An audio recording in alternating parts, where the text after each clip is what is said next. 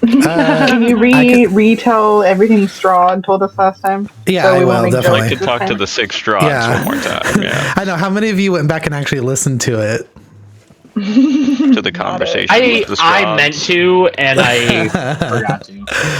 But I'm going to. It works out anyways, because for some reason I was under the impression that if I just shove my face up into my microphone, you would be able to hear me. And so the entire recording sounds like a blown out microphone. Right, sure. Which I hope isn't happening right now. I have it up a little high right now, but still. No, everything sounds pretty good. And it was working well last session. We were playing last night. Yeah. Okay, cool. Well, then if we're all here and ready, let me go ahead and dive into the recap. So... last off, you guys actually started the night by continuing the fight with the Kraken, which, if you don't remember, it came from the sky, like bled out of the very like misty clouds itself and formed in front of you. This like glowing, like skull like contraption filled with like tentacles of black ichor. And following, the first half of the fight, during the second half, you guys hit it with like a meteor swarm, some clutch ass dragon action as, everyone was kind of falling as it like pulled you off the boat. Might have pulled you off the boat, didn't fucking pull me off. Damn, it pulled me off all night. But anyways, as you killed pieces of the Kraken, like tentacles were like, when you first ran into it, it had like those tentacles that were like, separated from its actual body, that were like pulling out of pools of darkness and reaching for you guys. And each time you killed one of those, like it bled back up into the sky, like reforming with whatever blackness was above and beneath the clouds. Eventually, you were able to take care of not just all of the tentacles, but the main Kraken body itself. And before the mass of it could disappear, Raceland rushed forward and used a spell that he picked up from Avolice and the others, the Reformers, that, lo and behold, came from a certain book of evil, the Book of Vile Darkness, in fact, and synthesized some drugs from the Kraken. Luckily, they were all good drugs. I think it was just Luna and Tuna, if I remember right, that hit them up, and it just gave you I also gave, I also gave Joe some. Oh, did you? Okay. Pretty sure. Did I take some?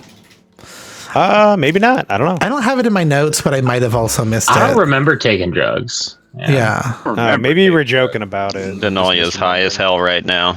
So high. I don't remember taking what are we doing again? Yeah. Sometimes doing drugs means you don't remember doing drugs. That is true. Wait, we're going to the bones guy, right? Yeah, we gotta get those bones back. The bones. But yeah, and so you guys took care of that. Had the drugs, all the drugs did was give you the a nice like advantage to like constitution and stuff. Also, you could never say no unless you made a save against it, but you felt so inclined to agree and yes and everything everyone asked you to do, Luna and Tuna. So not that matters really. Luna's usually very trepidatious, unwilling to... Oh yeah, Luna's getting pegged. Yeah. So you finish off the Kraken and then begin to make your way back to Kresk, the frozen world around you bending out of sight, not the time resuming as you pass through it, but physically like the space of the plane here, like splitting around you, until you drew towards those massive swirling dark tendrils, rising from the center of Kresk and your bastion and meeting with like falling down from the sky, not tentacles so much as just like sinewy masses of wrapped muscly blackness, and where they were like forming together into a point, the sky and the land becoming one. So as you drew close to that, you guys hopped off of your boat, landed right outside your bastion, seeing the big tentacles there as you do now. And before you could move any further into figuring out what was going on, a wave of energy rippled forth, very similar to the one that you felt that shook the land shook the sky, I guess, when the Kraken appeared. Something stepping into this like time-stopped plane, like catty corner to the actual plane itself that you guys are currently on. And what emerged this time were 10 different Strahds. Each of them unique in their appearance and personality, just a little bit. However, very quickly, almost telepathically, they elected a speaker, and so-called Speaker Strahd stepped forward, himself being much more ancient than the other Strahds that you have seen, and his body absolutely decimated, like no ears, huge scars, blackened teeth, filed to points. Here, I'll show you Speaker Strahd again. Shit. Yeah, he wasn't like too bad, but like here's little Speaker Strahd, and Look like Amanda Bynes. yeah, I know who that is. I hear she's all that. I hear she's all that. Is that who that really is? Amanda Bynes? From Yeah. the Amanda Show, That's Haley. funny. Do you Listen, not I didn't know who that. Amanda Bynes is? I do now that you said that. Not by You name, didn't know though. that was Amanda Bynes? No, I had no idea. That's so funny. That's the same Amanda Bynes. Got Alrighty. pointy teeth from having her celebrity veneers taken off. It's fun. That's She hilarious. just got her eyebrows done. Yeah, I Crazy. got super eyebrows now. Yeah, Yeah. ultra She's eyebrows. the man. They're That's the one I wild. was thinking of. They're, She's the man. Their eyebrows for sure. There's something. I need to Sorry, go I through heard and pointy replace all teeth. our Strahd images and with Amanda Bynes. But anyways, Yeah, I'm sure you could find a new one for every straw. Amanda, I'm Amanda, sure. and that's what you say every time they show up. Yeah. but yeah, the 10 Strahds appeared, and the speaker began to tell you a story that the Strahd from your world was not just your world's Strahd. In fact, in their search for escape from not just Barovia, but their contract with the Dark Powers, your Strahd was dipping into other, universes and trying to make contact with other Strahds to find out, to gain information, to gain power, to break free from the mists, from the Dark Powers, from the Shadowfell, from Barovia itself. However, every time your Strahd made contact with another Strahd, physically touching, their body was consumed, their mind, their memory, and your Strahd shifted into another form, into the Strahd that they had just consumed. And when that Strahd was gone, it spelled the end of that world's Barovia. And so, as the Strahd continued devouring, increasing your Strahd devouring, increasing its hold in these other places, these other lands of Barovia, until finally, as you guys are now moving towards the culmination, the speaker Strahd explained that the 10 Strahds standing in front of you were some of the only Strahds known to be left other than yours, and that they had banded together and hid within the very darkness of the Dark Powers themselves, within the working weave of this world, to try and stay away from your Strahd, to shield off death. And while they didn't know exactly what could be done or what had to be done, they knew that if somehow you or them or whoever could begin unraveling the many pieces of thread, the many pieces of being that made up your world's Strahd, then perhaps they could end whatever blackness was taking over here. And not only that, but to stop the dark power that was backing your world's Strahd from growing stronger. For in the same way that your world's Strahd consumed the others, this world's dark power, Vampire themselves, was taking energy from the other dark powers of these other worlds. And so here you are, in front of 10 Strahds, literally asking for your help, not sure where else to go. In telling you that in your moment of power, while they would not be in sight, they would be helping as much as they could. And for now, they promised to help from the shadows, waiting for the time to be right. And that was what you missed, minus a bunch of silly, grumbly throat Strahd voicing and replying to bits. So, can we hit shuffle on the alt universe Strahds? Like, can we get like crazy animal person Strahd and like a Lucy Strahd? Yeah. I need a goblin Strahd. God damn it! I was just about to say Goblin Strahd. How about a Strahd that's just like so actually from this world's real that it just looks like a normal person? Just a guy, How about a Strahd? I was just about to say, how about a regular guy but with a bowl of swicey there? You know? there we Damn, go. I didn't make the swicey. Kitty's not here, so it didn't feel right. Oh no! Yeah, I also everybody ruined it last night. Go nuts and make it, Haley. But you were also running. Oh yeah, I'm not. I mean, just let me be back in the 25 minutes it'll take me to zhuzh up this ramen. You were Well, busting 25 home. minutes. Ramen. Listen, you got to do 5 minutes for the ramen. I got to need another like 15 minutes to make the eggs.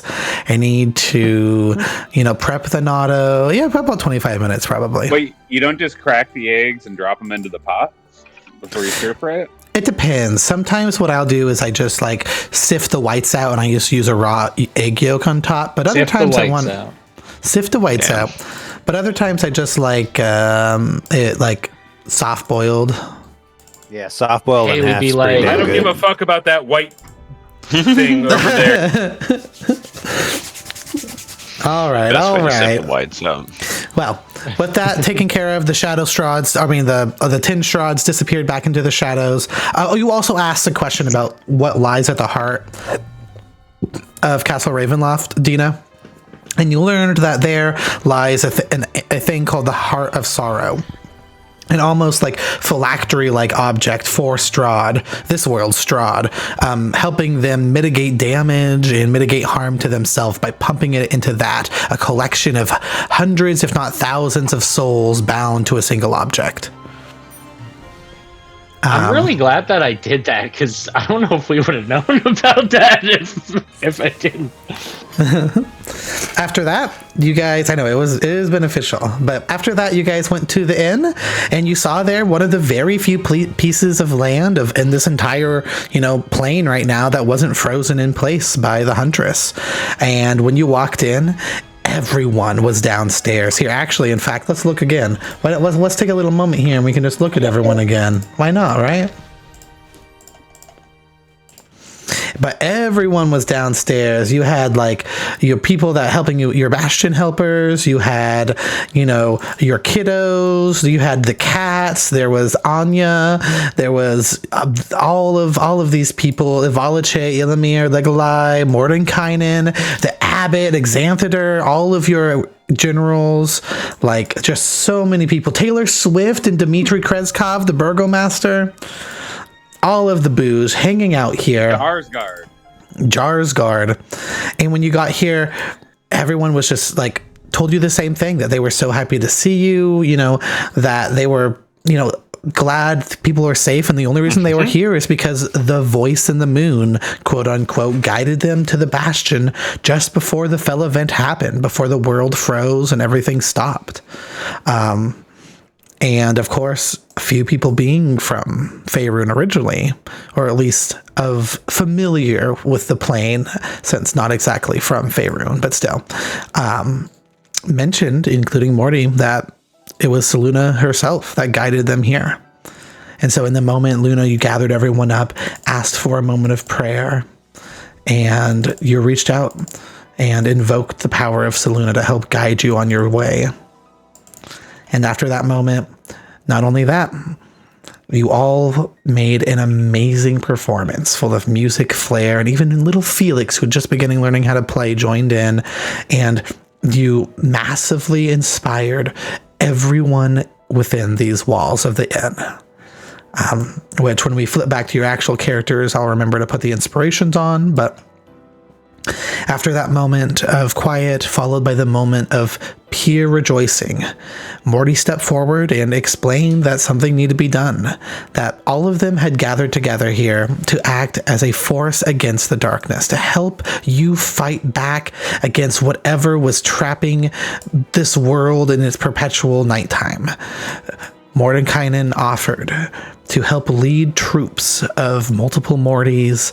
The abbot offered up the mongrel folk that he carried with him, Otto and Clove and Bellevue being the ones to lead. Of course, Ivalice and the abbot themselves, taking form. Just everyone forming these groups and looking to you all to decide what came next.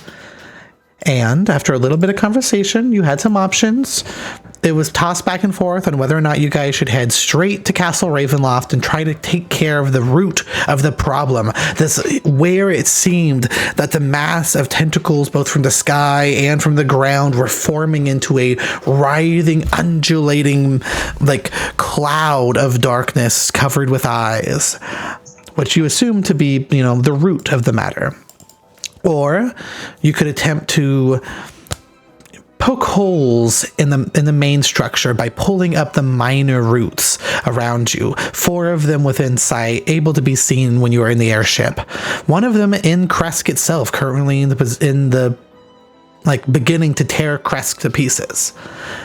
And ultimately, unless you guys would like to change your mind, it was decided that you thought that you guys could go and attack the tentacle yourself, and the one in Kresk.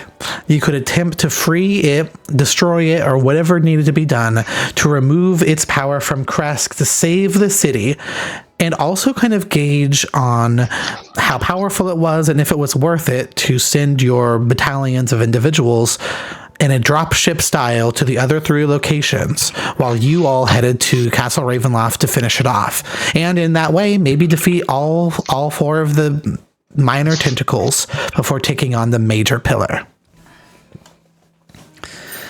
And so if that sounds good with you guys still, I think that's where we'll pick up, is if you want to head on and leave the Bastion, we can make our way towards Kresk proper and into the fight. Ready. Before we leave our bastions, though, shit's a bunch. before we leave our bastions, isn't there a bunch of shit some of us could collect from this? Especially me and my holy water. It seems to come in so helpful while fighting all these bad guys. I don't know how long it's been or how many I'd have, but I'll take any number you give me, Haley. Yeah, sure. It's funny because I think that with the calendar, let's check. Oh, it's I funny definitely didn't just hit my balls with my iPad.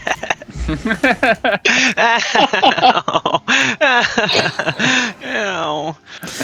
I actually think that we just, last time we were here, resolved the last round of Bastion actions. From my calendar, it looks like we don't have any right now. But if you want to do a quick blessing of some holy waters, feel free to collect a couple vials of that. And if you want to pump the gold into it, you're welcome to make it more powerful as well. Yeah, I knew there was a way to make it stronger. That was the shit I was looking for. My sacricity, yes. By sending DP. And then here, let me go ahead. I think everyone should have a inspiration from their other bards in this fight here. So let me go ahead and add. Everyone can have up to 4 inspirations, it looks like, except because the bards each have their own, but Nim can't have hers and stuff like that. But if that makes sense, right? Yeah. But everyone else has the full 4 inspirations from the performance, which sadly they don't pop as well in I see now, looking at it, but that's okay. Oh wait, that's Tuna. Tuna can't have Tuna's inspo. Luna can't have Luna's inspo. Bullshit. And then Shrub can have all 4. Oh shit. Hell yeah, Shrub. Yeah, okay. And there we go. There's that, and then... And then any other preparations you guys would like to do before you fully leave the Bastion and make your way towards the town? I'm gonna pet all 10 of these cats. They're all a little angsty right now, but they are more than happy to allow you to pet them, including your actual kitties, who have names like Crumble and News. Yeah, there we go. Good job. News is technically not real, but News is a ghost cat. it's true. He's technically an illusion. But alrighty, if that's it, then how about we go ahead and head to the next stage of development? Ah! Oh my god, Alrighty. it's got googly eyes. It does have googly eyes. Look at them. Look at them Google right now. Do you see them Look at the- googling? Yellow Oh god, googly the eyes. Burgomaster's house. Oh, it's centered on the Burgomaster's house. If I remember correctly, it's like the most southern house. Actually, it's that long one just to the left of it. Yeah, this one's the Burgomaster's house. This is Katie's Wondrous Emporium or whatever it is. Ah, the Wondrous Emporium. Yeah, where you got the I got color some changing bullshit there, fabric like, for a year Taylor ago. Swift. Yeah. Taylor Swift. But yes, so as you step outside of your bastion, which is technically up here, right? But as you guys step outside of your bastion, you leave one of the few remaining true lights of this world behind. In front of you is the city you have come to know as your home. In front of... oh my gosh. All right, we're done. Game over. Haley died. Gas League 4. Yeah. In front of you is Kresk. Yeah, in this state, it is different. You see, from the ground is a rising, towering column of black, writhing tentacles. They reach towards a towering beam of writhing sinews of the literal void, reaching down from the sky and joining hand in hand with the tentacles on the ground. However, where these 2 points meet is a growing mass of something. Whatever lies at the heart of this is alive. Where the 2 points converge is a putrescent mass of blinking, glowing eyes and crawling cords of muscles and fibers. Despite the frozen world around you, this thing moves as if it itself was outside of the flow of the world, just as all of you are. And as you approach, it does not immediately look in your direction. Whatever eyes or globes of sight it uses to see just twitch, shifting endlessly, taking in all. And yet, just as you breach the final few steps into what many would consider the heart of Kresk, downtown, you might say, each of those terrible eyes shift and stare in your direction. Briefly, before all but 3 flicker away. A deep, resonant bubbling builds up from within this creature, this thing, and in a moment, thick, black ooze drips from the core of it and onto the ground, beneath it. And where it lands, creatures of nothingness form. Some take the shape of humans, and others creatures so unlike anything you've seen. And in these final moments, while the world around you does not resume, you can feel this creature's very birth attempting to break whatever spell has been placed on this land, to free Barovia from the timeless clutches that serves as the only way that the Huntress was able to keep this evil at bay. And with that, let's go ahead and switch to the other map. And I'll have everyone please go ahead and roll initiative for me. Big ward. I figured Yeah, I you was were about to big say, word. is that a new ward token? Hell yeah. I stole it, Ward. I could change it back if you want. I just love that picture that you drew. Oh, this Can one. Can I do something before combat starts? Of course, so yeah. many. You guys had time before you came up here to prepare. You wouldn't be able to do it like as you're seeing the creature, but like if you wanted to like prepare something before you came into town, you could have. So, Tuna. The What do you feel about Jurassic Park? It's scary in the dark. feels a little out of setting. You know, it's kind of cringe to like bring up other properties. Oh, you don't Not want to be really. T-Rex? We're talking about Destiny. 1, 2. No, you don't have to be a T-Rex. Technically, you got to be willing. No, I mean actually, I would just roll to save. But yeah, hell yeah, turn Tuna into a T-Rex. Haley, give me a T-Rex. I knew this ahead of time. I saw you guys talking about this, and I didn't prepare this. But yeah, give me a Haley, second. give me a T-Rex, and it better be pink with cocaine all over its nostrils. No, I don't think I can do. I don't think I can pull that. Immediately produces that. Is there not a Tyrannosaurus Rex token? Oh yeah, there is. Okay. I'm sure that there is somewhere. Right. Ooh.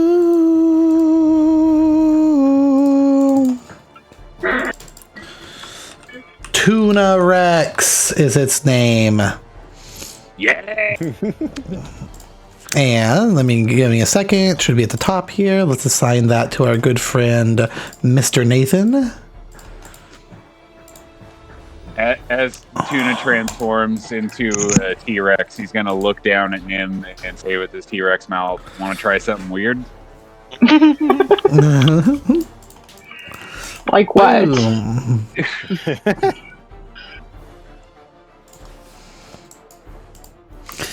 I do just want to appreciate that Raceland rolled over 50. The hell of a wizard.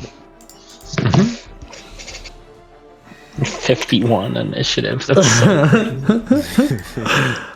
But alrighty, No matter everyone. what Lothiar rolls, Max just grumbles because he's Because I can never live up to race. Yeah. Okay, so we got Dina, Nim, Race. No, I rolled an 18 once. I was like, hey, that's like the best roll I've ever had for Lothiar. Meanwhile, Dina literally has I disadvantage think Tuna and Luna still need on to roll. initiative rolls. Yeah, I need Tuna and Luna and Ward. Oh yeah, I have it. I was adding my I was holy definitely water. Stacking that holy water. Oh Wait, shit, where did I put 32? mine? God damn. Good roll. Oh goddamn! Luna. I forgot just how expensive it is to upgrade that shit. Holy fuck, I'm broke, y'all. I think if you want, in this case, to just throw the max upgrade on it, because you were literally just blessed by Saluna, so don't worry about the gold. I did take the gold away, but I'll take it back. Oh, okay. The mini upgrade.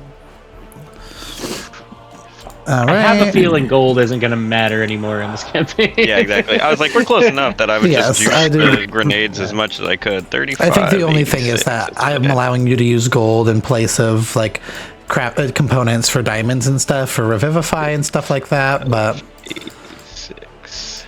other than that, I guess Oh there isn't yeah, really okay. In anything that else. case, you definitely want me to have gold. I think I'm one of the few people who can actually res people. Oh God, so much. That's Everyone 5. measuring radius. Yeah. Yeah, All don't right. get too close to these things. In fact, you do see here in front of you as you know, Wait, we as long you rest. you We did, did before we fought the Kraken. Okay. yes, but not after that. Oh, we Okay. did long rest? Not We at, several we fought the times. Kraken first, yeah. Yeah. Oh, okay. Not since the Kraken, yeah. Oh, okay.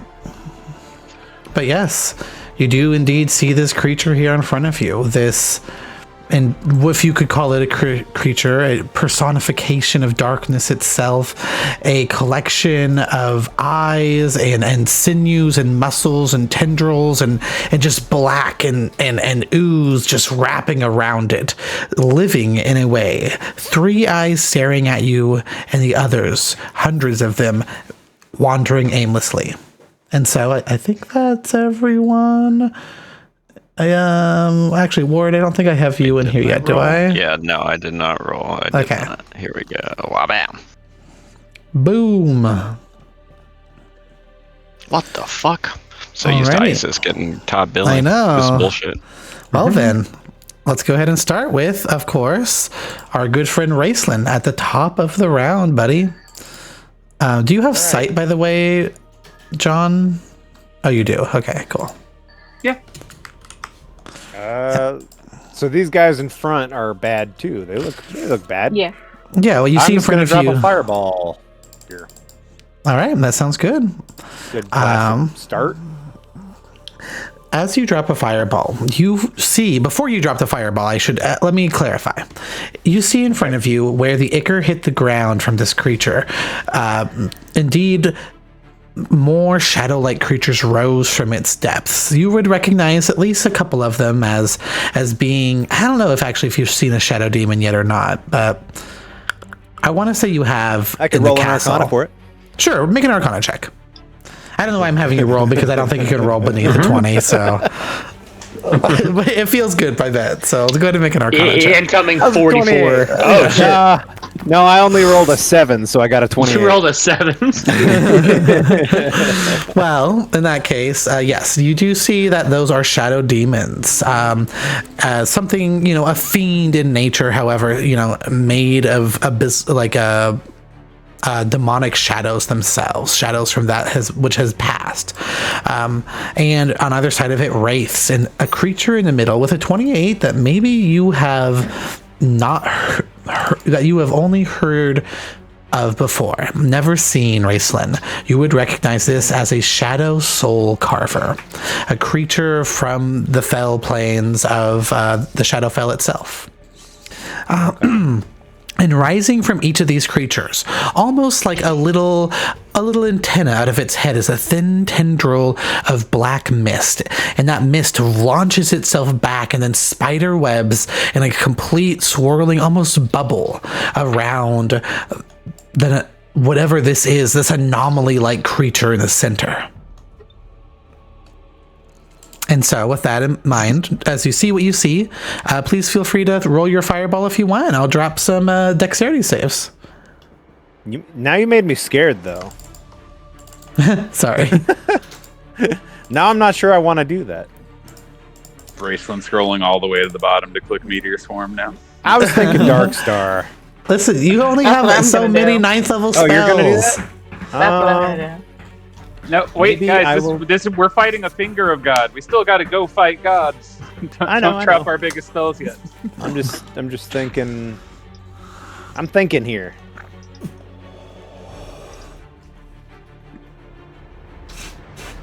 We still have to fight God and potentially 11 Strahds. We're not sure yet. No, they want to help us. Yeah.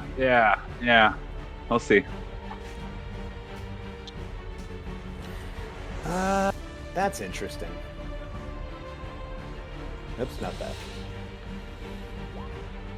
Oh.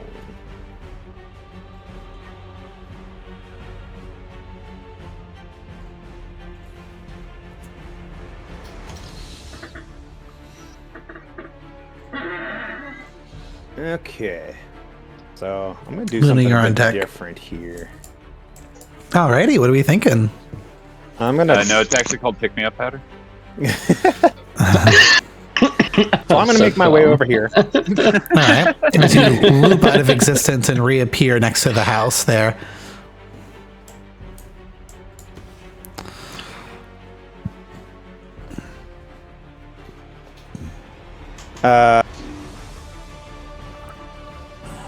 And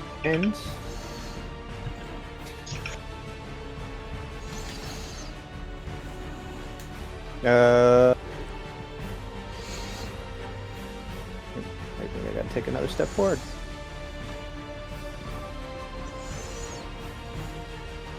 All right, Based on getting bold with it. I think that hits all of them, just barely. Yep, I think 30 so. feet. All right, I'm gonna wave of grief. I don't even know what that is, but okay. All within the cone, when the spell is cast, take a -3 penalty on attack rolls, saving throws, ability checks, and skill checks. Oh shit! my I didn't even gosh. save for that. It Get just fucking happens. griefed on. Yep. What? Fucking grief, idiots. And then And are you willing to pay the successfully cast cost? I successfully cast a spell, and I teleport 30 feet. Pew! Alrighty. We love that. Big scene. So it does, if you look at your Wave of Grief spell actually in the Book of Vile Darkness spells, Okay. it does have a save. That's the thing on it. Okay. That's the When you focus on the sadness in your heart. does that change your mind on casting it? Save. When a creature makes a d20 test, they do so at advantage. Wait. I think you might Focus have I think you might have pulled the actual Book of Vile Darkness Wave of Grief, which is the old version of it. You have here, I'll show you that again, but those are your actual your Book of Vile Darkness spells converted. Over the spells. So let me know if that changes your mind at all. Focus. Oh, because it's concentration? Or what are you saying? Just because it has a slightly different effect. It's a wisdom save, and then on a failed save, they make all d20 tests at disadvantage instead of just a -3. I don't mind disadvantage. Disadvantage is still cool. Disadvantage cool. work. And then I'll make some saves then, and we'll go from there. I mean, that's... I feel like that's pretty good. I want to make Take it public. disadvantage. All of those fail. I actually can't succeed, I think, with any of these creatures. How about the Soul Carver? What is your DC? 23? 23. I can save with this if I roll very good. So I rolled a natural 20. Okay. Wow. So everything except for the Soul Carver fails, though. And with that, you watch as this wave of grief, Raceland, as you let loose. What are you concentrating on to kind of give these people this sadness? I concentrate on the last time I killed Karamon. Oh, gosh. Which one? The one in the underneath the I don't think that was the Gophias real tree? one. I'm thinking of the tower. All right. You're thinking of the tower. What brought you here? And with that, you release that wave, and each creature, except for the one in the center, recoils from feeling that pain. And as you teleport back, Raceland, is there anything else? I'll pick up 3 pebbles and I'll just start by shooting this guy. Which guy? Top. The upper wing here. This one here? All right. Go ahead and make an attack roll. Magic Versus stone. that little do. 34 is definitely going to hit. For 10 points of bludgeoning damage, and as it slams into the creature, you do see that does not go through as much as you would expect. The shadows, which Resistant. Okay. yeah, the shadows itself, which make it up, almost dissipating around the stone as it passes through it. Yep. All right. Anything else, Raced? That's it for me. Lunister, you're up. Nim, you on deck. All right, looking at Nim's behind me, I can see that she's kind of like eyeing up scale and scope, some kind of big AoE spell probably. So I'm just gonna go ahead and crack Spirit Guardians, and I'm going to mount Tunosaurus Rex here. Love that. That's the best thing ever. Tyrannosaurus. That'll put you in the center there. Did this guy fail his saving throw, or did he pass? He did. He was the one that rolled the natural 20. Well, what about the big guy? As you let that out, it appears that as your wave of grief rolls into it, that swirling blackness, which is creating a almost like a bubble rising from the center of each of these creatures and then spiderwebbing out around the big guy, stopped it from having any effects from your spell. Okay. Sorry, continue.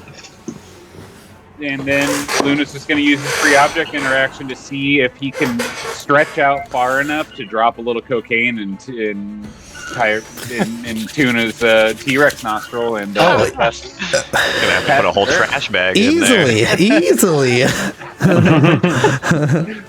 This will be the second bump of the day, though. You might have to roll for addiction as the T-Rex. T-Rexes can't get addicted. It's science. Anyway, It's science. High as shit. Okay. And addicted to cocaine. All right, Nim, you're up. Okay, so right here Okay. in this measurement, I'm going to cast Dark Star. All right. Goddamn. Holy shit.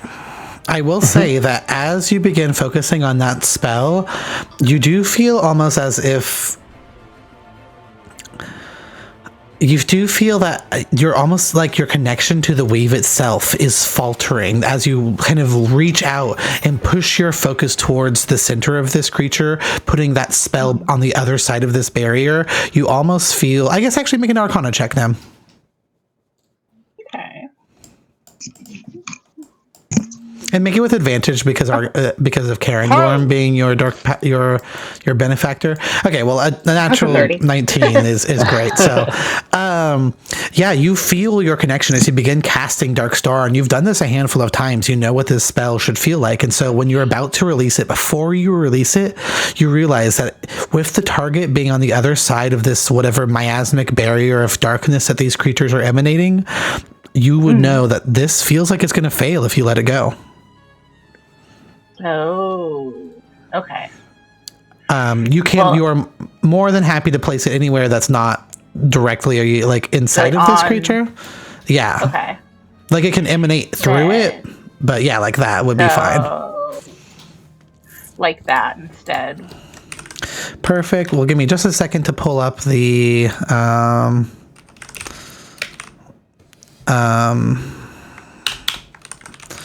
the spell thingy here, and I'll pull it in, and we can get you. They got to make a con save. Yeah. And then, do you mind just one more time throwing up the circle? Man, Luna could have handled a black hole. It would have been fine. All right. Alrighty, thank you.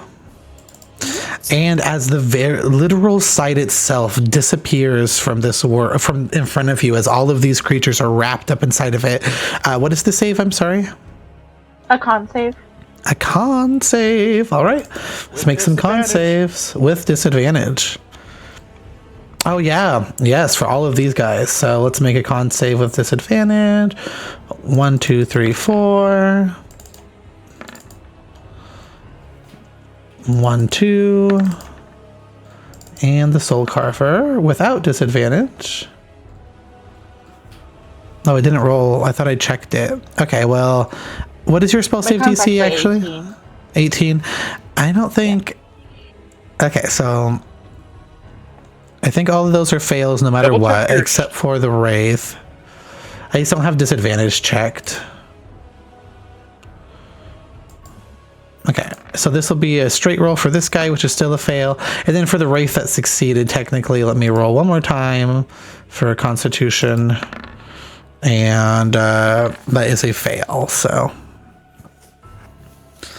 everyone fails, Nim, as the darkness emanates out. And then what kind of damage is that? Force. Force damage. 50 force damage. Wow, that's a good roll. 8d10. Yeah. Mm-hmm. And then let's take a look here. All right. All right. And all right, as that happens, Nim, you watch as you can feel the life force from so many of these creatures absolutely just draining from them, that the very blackness itself crushing them in their depths. However, just like Raceland, whatever overlaps with that creature at the center just doesn't seem to do it. And in addition, this creature here in the middle, this Soul Carver, does not seem to be affected as much as you would expect. Yeah. Okay. Okay, well, that's all for me. Alrighty. That brings us to Denalia. You're up. All right. So what did we do? What's funky about the AoE spells over here? They aren't affecting this thing? Nothing seems to be. Yeah, nothing seems to be affecting that. It has like a barrier. Yep.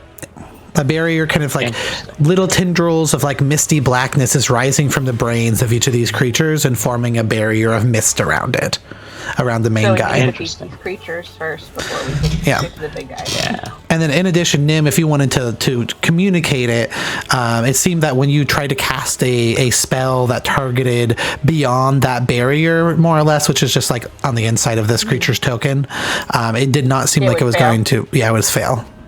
It would fail. Okay. Yeah. If you can't cast it on the big guy, it won't go through. You got to cast it within, like on the little guys or within range. at the little guys. You can't aim for the big guy at all. As Nim explains that, Luna's gonna. Oh shit! Well, Ward, don't throw me at that big thing. I guess. It was so funny because I was just about to say, since I'm big and you're on the T-Rex, what if I yeeted you and then the T-Rex runs? You know. All right. I'm gonna place right here so it hits all of them. Do you have true sight? Yes.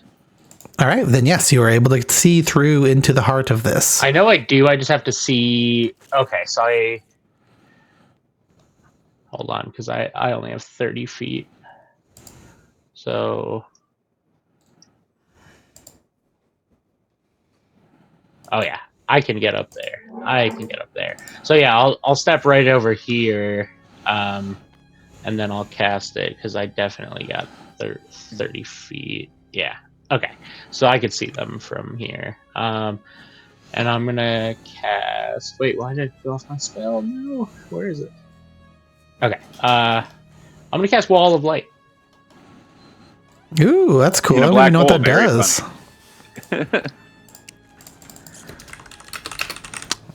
Give me a second to pull up the little thing here, and then will you remind me of what the yeah, thank you, perfect. Will you draw that for me? Love it. So we'll start there. Something like that. All right, give me. Does that hits work them okay all. for you, Joe? Yep. Okay. That's hitting them all. Send it back. All right, as you feel the literal wall of light itself burst from the ground, appears in any, okay, it can be free floating. Pass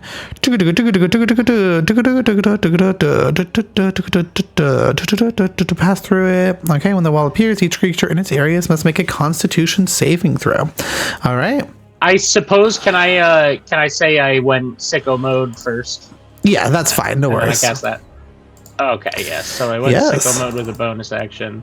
All right, and then what is your spell save DC? I Sorry know for not sicko just mode knowing. affects it. Yeah, it should give it a +1, right? So yeah, I have a 25 spell save DC. All right, well, none of the shadow demons can succeed. The wraith is unable to succeed, and I need a 19 to succeed with the soul carver. So let's see what we got. Unfortunately, that's... Oh, no, okay, I have a high enough... Okay, that's... Cool, so that's a success on that guy. But yes, the rest A of them... disadvantage though, right? Not for that not on one. the soul Yeah. carver. Yeah. The rest Also, of them Haley, fail, though. it's supposed to be a con save, not a dex save. I don't know if your bonuses are different. Oh, it is, yeah. So a con Since we're only save two off, it's is... worth bringing up. Yes, it is only a +2, so that will fail. Hell yeah. Bunch All of right. blind bits. How'd you get flat? They're all blinded in fucking a black blind, hole? and they're all gonna take. And they're all Yeah. deaf too. They're all They gonna can't- they can't take hear 24 radiant damage. All right. As that pops off, even though you and maybe Nim are the only ones that can really truly see it in the heart of this black hole, the light eviscerates each of these shadow creatures, seemingly Hell yeah. ripping through their body more than expected. And even this creature, with that failed save, you can see that the damage dealt there is more than you would have expected. Shadow demon's vulnerable to radiant damage. And as each of those creatures Huge. fall, the tendrils of blackness which make up that shield around this creature sever, and pieces of it begin to grow patchier. However, the barrier still stands for now. Okay. And all right. Anything else, Denalia? And that's it for me. All right. Ward, you are up. So unsure about how to get through this barrier, but I You're gonna guess Make a con save if you go in there. Yeah, the problem now is we got one last minion to kill, but no one can see it or get near it. So Lob. like throwing a holy water, just general. I will It's I mean, if you have I will dark say- I'm sure we could triangulate it for Ward, right? Well, like I two of will us- say that us can see. I will say that because the wall of light has hit it, And even though Wall of Light is a lower level spell than the Dark Star, I will say that this creature does shimmer ever so slightly. It is immune to all the condition benefits from it, but having failed that spell, it does shimmer ever so slightly, enough ward to give you sight on it. If you wanted to make an attack on it, it would just be with that disadvantage still. Okay. Don't cross through the barrier, everyone says. I mean, unless you want to make a con save. Surprisingly not the most constitutional, despite being so damned hardy. Let's try Dexterous this, as then. fuck.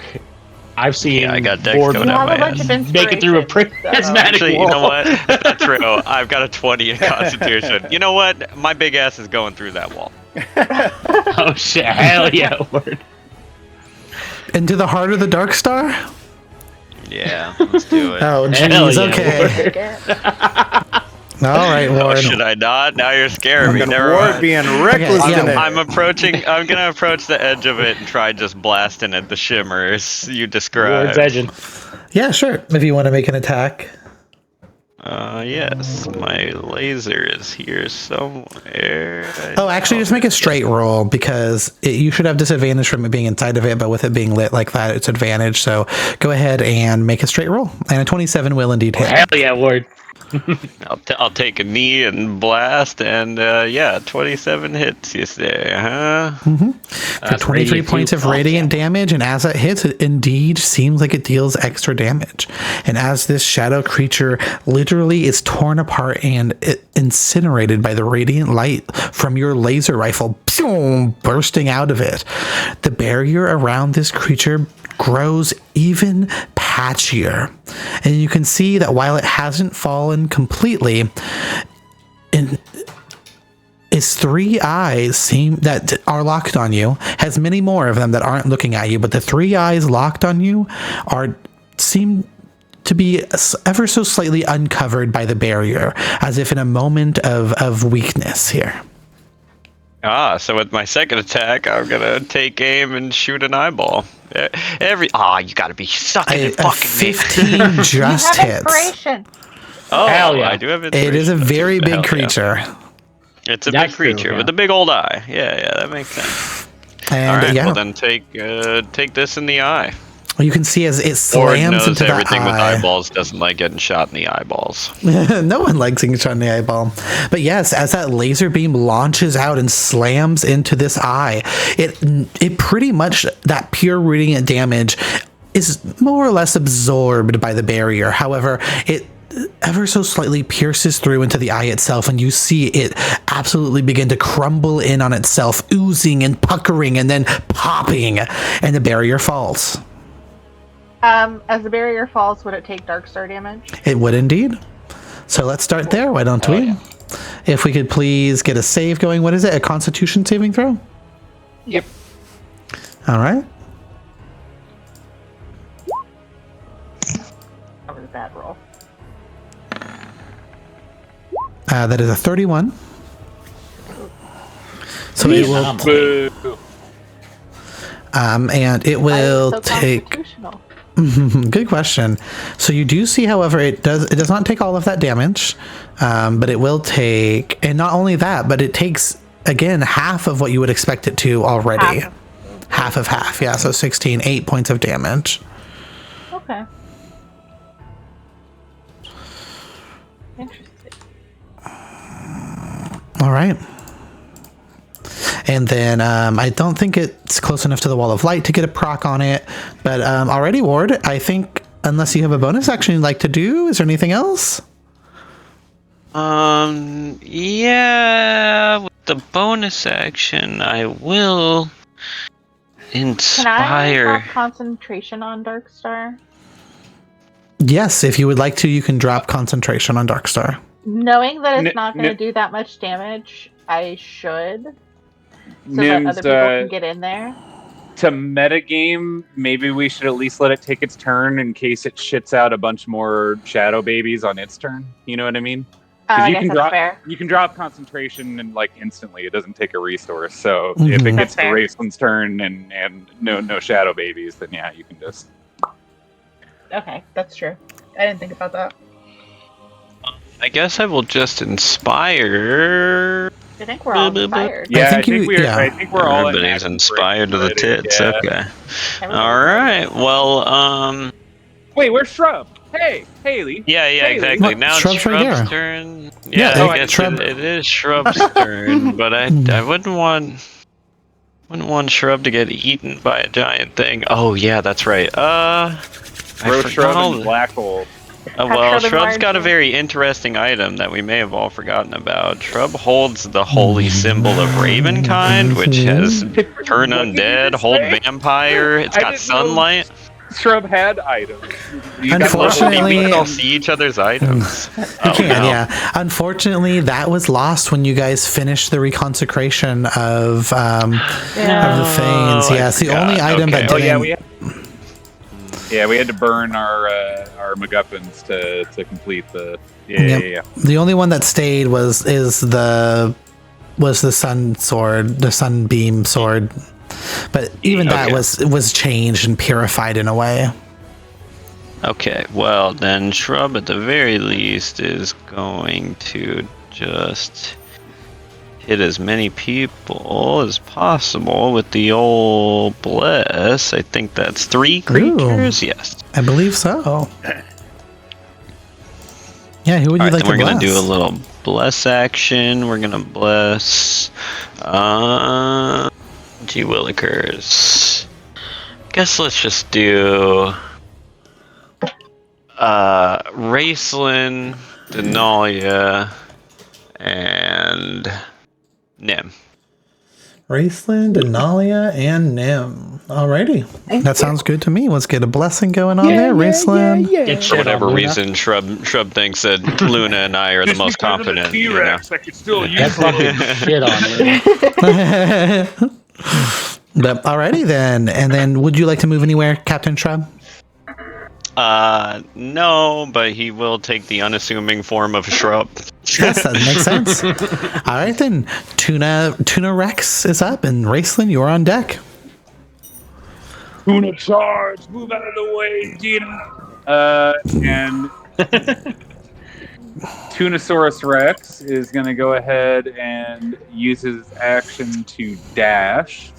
And he's going to make it right here with 70 feet. And going to use the rest of it to get right up on the beastie. And I need this mother liquor to make a wisdom save for me.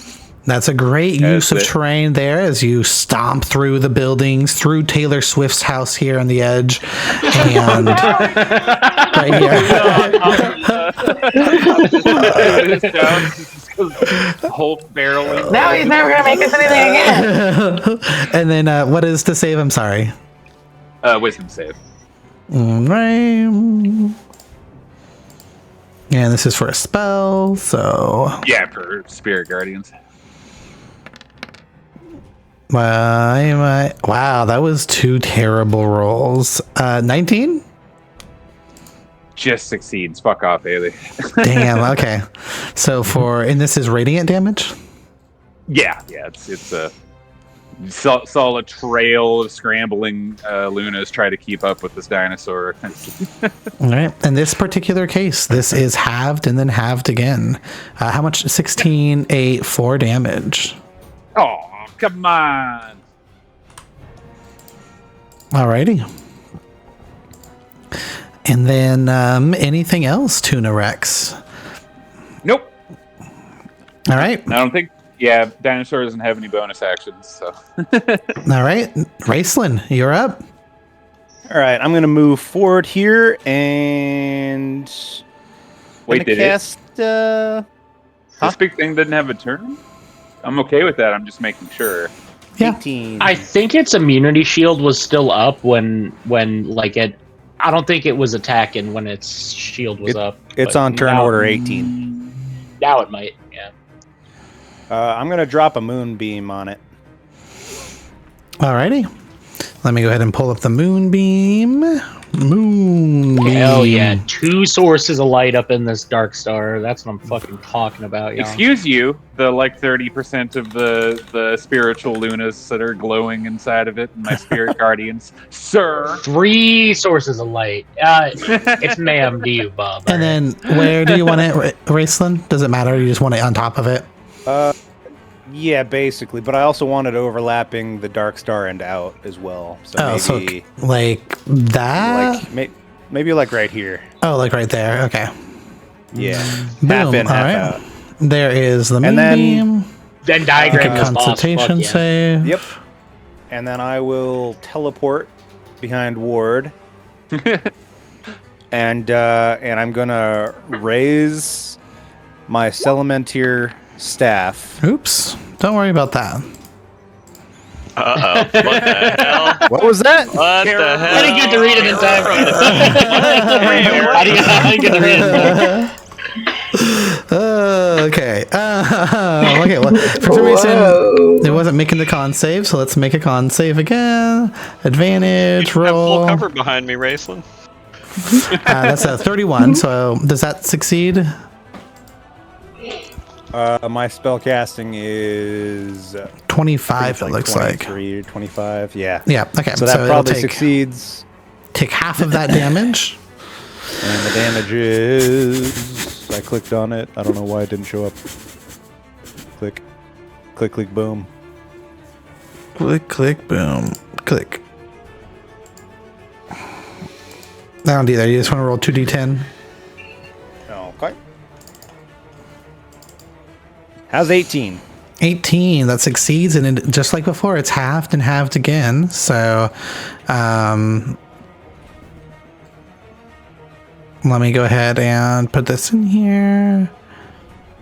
Boop, boop, boop, boop, boop, boop, boop, boop, boop, boop. Oh, actually, you know, I think I'm doing this wrong. I think it's just halved once. So that's 9 for you, which is, and then let me go back through and add up the damage that I mistaken it. I think I misread this ability. So I need 4 more from John. And however much more from the Dark Star. So that was 33. So I did 32, and then half of 32 is 16, and half of that is 8. So I need 8 more damage from them as well. Okay. Yes. Okay, awesome. Perfect. And then Raceland will hold his Celementier staff in front of him and let go of it, and it hovers in front of him, and his eyes glow through. His eyes look through the crystal of the staff and start to glow. Instead of purple, they glow white. And he whispers, Parabuhan, and casts embodiment of the timelines. Great. I don't even know what that playing a does. different game than us, guys. Wizards are playing a different What the game. fuck is going on right now? You can use anyone the Parabuhan. Oh, yeah. that I can see Okay. in range, I Okay. can cause them to roll it a disadvantage or advantage for the next minute. That's so crazy. All right. And then that will end your Moonbeam concentration, however. It's a different concentration. Oh, I forgot you have, yeah. It's been a while since we played this. I forgot you have multiple from the staff as well. I do. And then I think you have another one just from you too, right? I've got like 5 concentrations. Okay, so that sounds good. And we'll keep that in mind for next time. And then anything else, Raceland? I think that's it. That's all I can do for now. I guess in theory you could have rolled that beforehand. It wouldn't have mattered for the Constitution save because it still would have been a success. But in theory you could have popped that before you used it to make that guy if you wanted to. But anyways, but yes, all right. Then Luna, you're up, my friend. Gonna scramble down the spine of T-Rex tuna. I'm gonna stab it. Alrighty, go ahead. I'm going to say and- you have advantage. Fish for that crit. Ban it. Ban it. All right, roll Wait, what? again, Luna. I just decided to give you advantage and Are you not look here for that whole? crit. It's very loud on the other side of this black hole. All right, and Dinosaur breathes so loudly. As you hit, the full 57 points of damage from the true Sunsword goes through into this creature. Oh, hell yeah. And also because I am concentrating on my shit, that's going to be an additional 4. All right. And why not? We're going to go ahead and burn our once a day free Divine Smite at level 1 for just a little extra stank.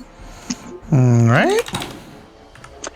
And then we will make a second attack. Oh, fuck off. Advantage. Yeah, And advantage. 18 does hit. Or inspiration. Oh, I have an advantage on all of my attacks? It's really at will. So it does okay. it does take your reaction to grant that. Does okay. it? No. Yeah. That's right. okay. But the 18 did hit anyway, so that's another 58. Yeah. And Oh, it does. How 60. did I miss that? Okay. 63. My Alrighty. All right. And as you slash through that into this creature, you see that also with advantage. Oh, wait, does it have advantage or doesn't have advantage? Second. It didn't. It did not have advantage. Okay. So you see that only part of that damage seems to go through. It does not deal as much damage as you would expect. bullshit artist. Fucking. Oh, I already used my bonus action. Never mind. All right. That is Luna. All right, Nim, you're up. Okay. I'm going to go up next to DM and Ward. And DM, I have a question. Of course. And you can say no, it's okay. I know Mirror Image you're supposed to cast on yourself. Will you allow me to cast Mirror Image on somebody else? Ooh, good question. Let's take a look. I'm always here to yes and. I mean, I love that. I'll say go ahead and make an Arcana check for me with a DC equal to, I'll say like yeah, it doesn't matter. Okay. Then yes, 100%. If you want to cast Mirror Image on Ward, you are more than welcome to. Ward, I'm gonna make copies of you. Oh, hell yeah, that's what I'm talking about. All right, Ward. Everyone watches as Nim. How do you get this mirror image onto Ward?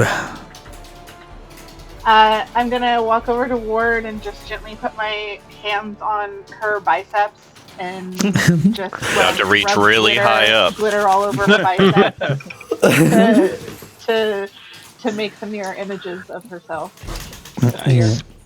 Wonderful. And as that glitter dusts your biceps, Ward, and as Nim takes her hand away, you do indeed see 3 illusory duplicates appearing, almost as in acting very similar, but not the same to you, creating this crazy illusion of I don't know, almost another dimension of Ward. Hell yeah. And that's Nim. That's what All I right. do. And then does Darkstar happen on its turn? It's when they start their turn, or when let's see. All right. Well, then let's make a Constitution saving throw. The first time on a turn or starts its turn there, they make a con save. All right. That is a And 30. a wisdom. And a wisdom. Haley, For what? the Spirit Guardians. And Wait, And, Spirit Guardians is... Moonbeam. And Moonbeam as well. Yeah, those two are when it ends its turns, though, right? Oh, I I'd think like to see this thing get away Is it? from me. I believe so, yes. It is. Yeah, okay. it is. Yeah. But I will make those in a minute. But for now, the success of the conceive succeeds with 30, so you'll take half of 46, so 23 points of force damage. Alrighty, and then it is its turn. So Luna, you feel the attention of these 2 remaining eyes look at you and at Tuna Rex, and you see it look in the direction of your friends. And the very world around you begins to grow dim. And...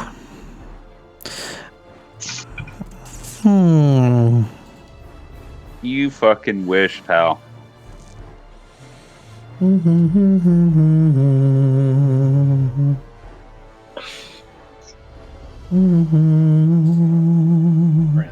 I didn't consider what I wanted to do earlier. I should have, but I didn't.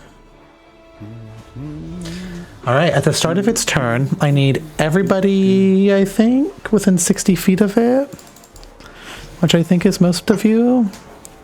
Yes, I need everybody to please try to make a Constitution saving throw. Yeah, not Shrub or Shadow. Yeah. But if everyone else can make a Constitution saving throw for me. I'm in triple ward cover. Does that count for me too? Does it help to be behind full cover? Unfortunately, I it does got not help. Ward.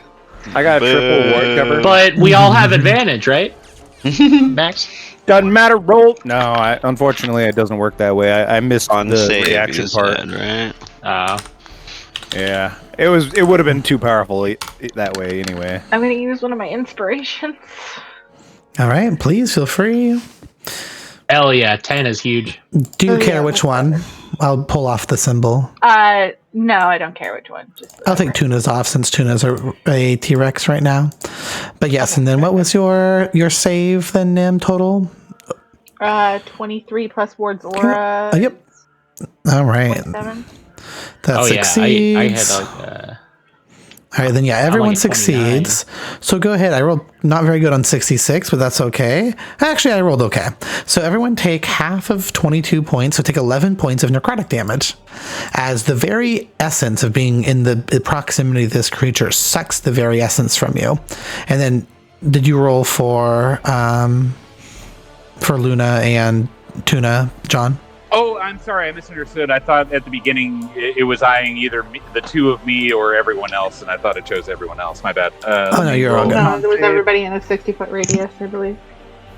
Oh my God, Luna! All You're right, inspired. I know.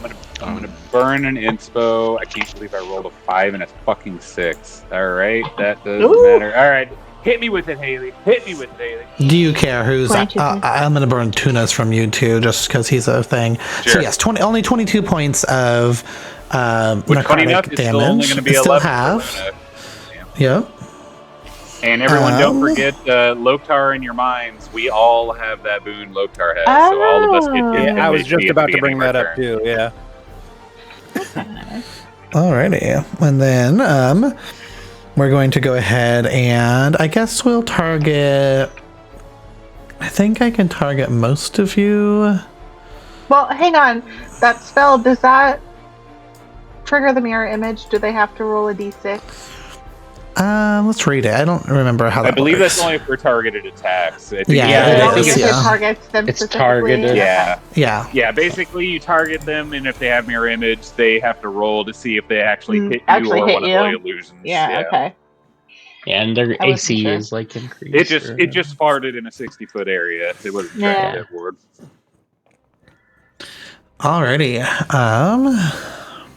4 I am wards going all walking to- together in a mosh pit is terrifying. Luna, this creature moves down, and you watch as from the very center of it, reaching out as if on an elongated tendril, almost alien style, a huge serrated beak flows in your direction and attempts to snag onto you. Good fucking luck, pal. Does a 22 hit? Not on your fucking best day, you piece of shit. All right, I didn't roll very good. I rolled an 8, so... Luna literally does a backflip on the back of T-Rex Tuna. All right. Well, then in response to that, since it didn't hit you, it will continue that and make 2 more bile attacks on you, Luna. Because it doesn't know that you have the highest AC in the whole gang. And I don't think either of those were hit. Nope. With my kicks on and my shit going at my lowest tier of buffs, we're looking at 27. All right. And then at the very end of its turn, you watch as from the center of it, it looks in your direction, Luna, and releases a wave of absolute bile, pure shadow concentrated. And if you and Tuna could please go ahead and make a strength saving throw for me. strength, not my strong suit. The T-Rex I'm standing on, pretty strong. All right, Luna, don't roll single digits like you want to do, baby girl. We don't got bullshit stats to help you on this one. A 2 and a 5. DC 22. Oh no! 2 and a 5. 2 and a 5. Doesn't matter if I rolled max on one of my other inspirations. That is true. Let's roll for the T-Rex while I see if any of my monk features can help in any kind of way here. I wish I had saved that reaction rather than just blowing it. Oh wait, no. Add a +3. Really, T-Rex? That's actually a 16, Haley. Okay. A 16 does fail. Then T-Rex Tuna will burn an inspo. Okay. An 18 still. So that wait. No, that would be a 21. 21 just fails. It has to be a 22. What? It's a 22 It says DC. in the description of the thing, it's a Wild. The 22. T-Rex has 25 strength, a +10 to its save, and a fucking D12. All right. Well, Raceland! Just kidding. How bad is it? Is it just much bludgeoning damage? It's just 21 points of bludgeoning damage. I can get smashed. All right, and we're gonna add this real fast. 10 shadows? Yeah, what the fuck? Boop. Don't worry about it. Don't worry about it for now. I'm gonna worry about it. Oh, And- zeros in initiative count now. No. And then that is the end of its turn. And at the end of its turn, you watch as the ichor drips from it once again, plopping onto the ground behind it. And as it does so, creatures, just like before, begin to form and swarm and spawn into existence. Using what little take intelligence it Moonbeam and has. Yes, it will Spirit take... Guardian damage, though. It will right? take Before Moonbeam and that? Spirit Guardian damage. Yeah, before that, it will take that. However, you do watch as a new wave of creatures appear, and as the creatures appear, so does the barrier around it. So, Oh no. I don't know why that's Ward, not you gotta get working, down to Luna. but we'll worry about that in a second. But let me go ahead and do Moonbeam and Spirit Guardian. So we need to do 2. Is it a con save or a whiz save? I forgot. It's a Mine's a con con save. save for the Moonbeam, whiz save for the Spirit Guardians. All right, advantage and advantage. So that's a 27 for the con and a 32 for the wisdom. And that's 21 radiant on the Spirit Guardians, and also Haley, this motherfucker spawned right into my Spirit Guardians, so the same thing for this guy. Yes, it will indeed. Let me go ahead and take Nice off the arrow. damage from this. So how much damage did you say from Spirit Guardians? 21. 21. Okay. So, and it succeeded, so it's half of that, so it's just 10. All right, and then how much damage from the Moonbeam? I don't want to talk about it. Oh, okay. It's gonna take. That hurts. I'm sorry, Raceland. 1 Moonbeam damage, and this guy down here, which I don't know why I can't adjust its health, but there we go. But Okay. it is radiant damage, at least. It is radiant. Yes, At least. nothing crazy with Radiant for this guy, but as this guy, however, you see this one before, another Soul Carver. And as the other creatures spawn in, I'll carry over the rolls from earlier. You recognize a couple of them. Some of them you've even faced before. An Overshadow, those big purpley blobs, several humanoid silhouettes forming together into a shadowy blob of mass and flowing darkness. And on either side of it, more demons and wraiths, and then a new creature known as a Shadow Puppeteer, another creature native to the Shadowfell, which uses other shadows and other creatures as puppets. Again, a second wave more powerful than the first, and then here, just because it's fun and I prepped it ahead of time, go ahead and have some handouts of what our new friends look like for the ones that I have. So we've seen the Soul Carver here, show to players. That's a Soul Carver. Ooh. And the Shadow Puppeteer. Very cool. Very Shadow Puppeteer. Nice. And alrighty, so that will make a save with the Soul Carver, and except that its sheet crashed. So, and it's a Wisdom save, John? Yeah.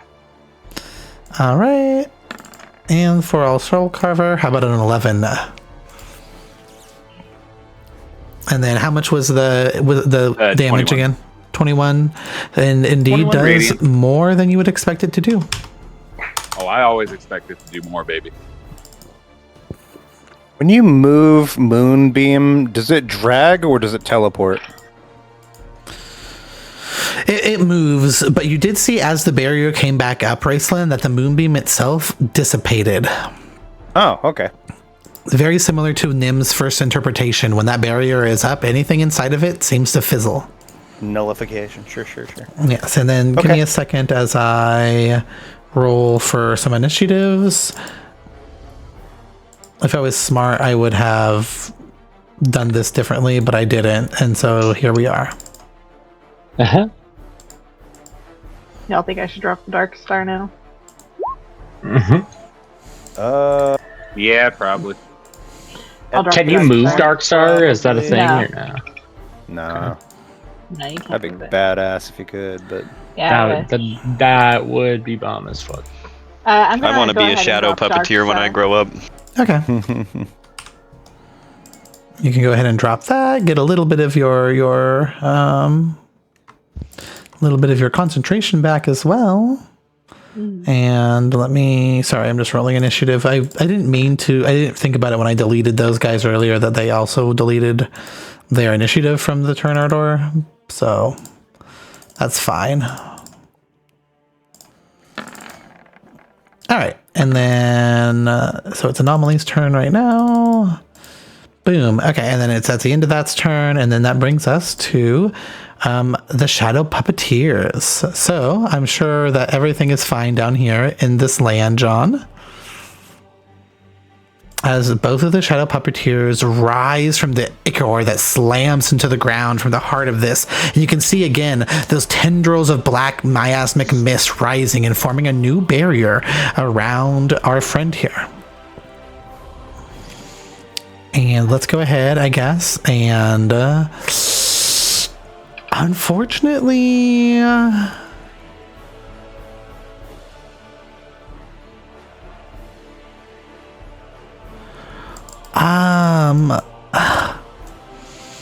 funny enough, it can't. They're pretty smart, and I don't think that they're going to try to get near you, Luna. I think that they're going to. Come on, baby, the water's warm! They're going to rush.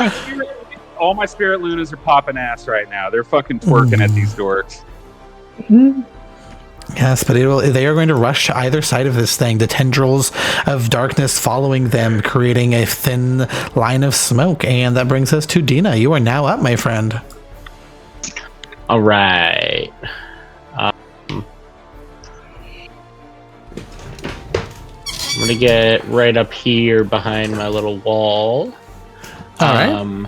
I'm allowed to use an action to shoot a radiant shot out of my wall here. So Yep, within 60 I'll just feet if you use- so wish. yeah, so I'll go ahead and I'll shoot it at the presumed boss man here of this group of goons that this thing shit out. I'm just gonna use Eldritch Blast as the spell attack. Sounds good. 39. Nice. And then I'm sorry, which one are you Oh aiming at? no, it went 3 times. This one. This one here. Yeah, the All right. Shadow Cleaver A thing. 39 easily hits. So 48 radiant damage. 18 radiant damage too. All right. And as that lances from your wall and slams into that creature, you see it does indeed deal more damage than you would expect. Sucks that I don't have a lot of radiant shit, but I do still have a bonus action and a magic thing. And it is not looking very good.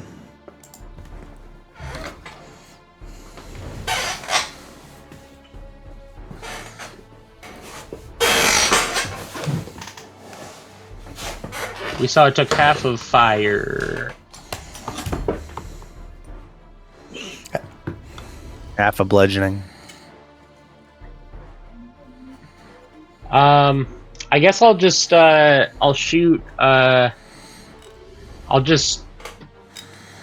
If you want to make an Arcana check for me, Dina, you all are very familiar with shadow creatures. You have faced them multiple times across this campaign, and I would be remiss, I think, if not to at least offer you the opportunity to know that while you're not entirely sure what this specific creature is weak or not weak to, in the past with the 24, you have seen that shadow creatures are generally immune to necrotic damage and poison damage, are vulnerable to radiant damage, and are resistant to most of the forms of elemental damage.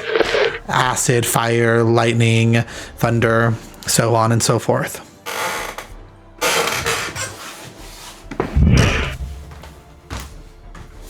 Don't have a lot that'll do much else. Wait, Joe, can't you move the blind? I wall? don't believe so.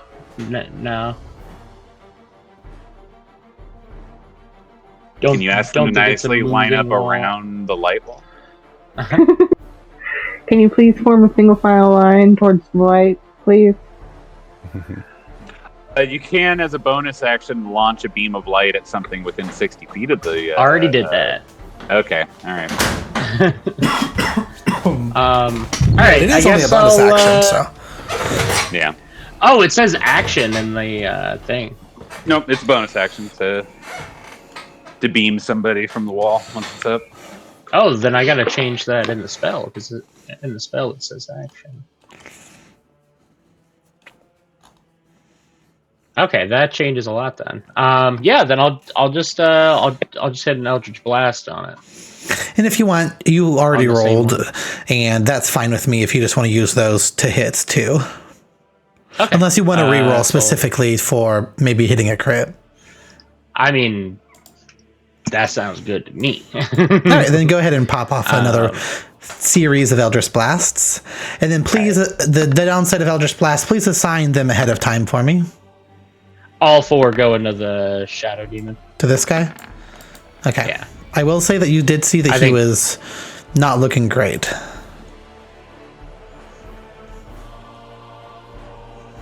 I'll do 3 to the Shadow Demon and then 1 to this purple guy. All right, that sounds good. Then go ahead and roll all of those hit easily, and then roll your damage for me. For whatever reason, the damage. My damage button Yeah, was not mine's working aren't- for any of my yeah. monsters yesterday. I can Okay, even roll so- it for you guys, so. I did 3 to the big guy, so that's going to be this plus 21, 17, so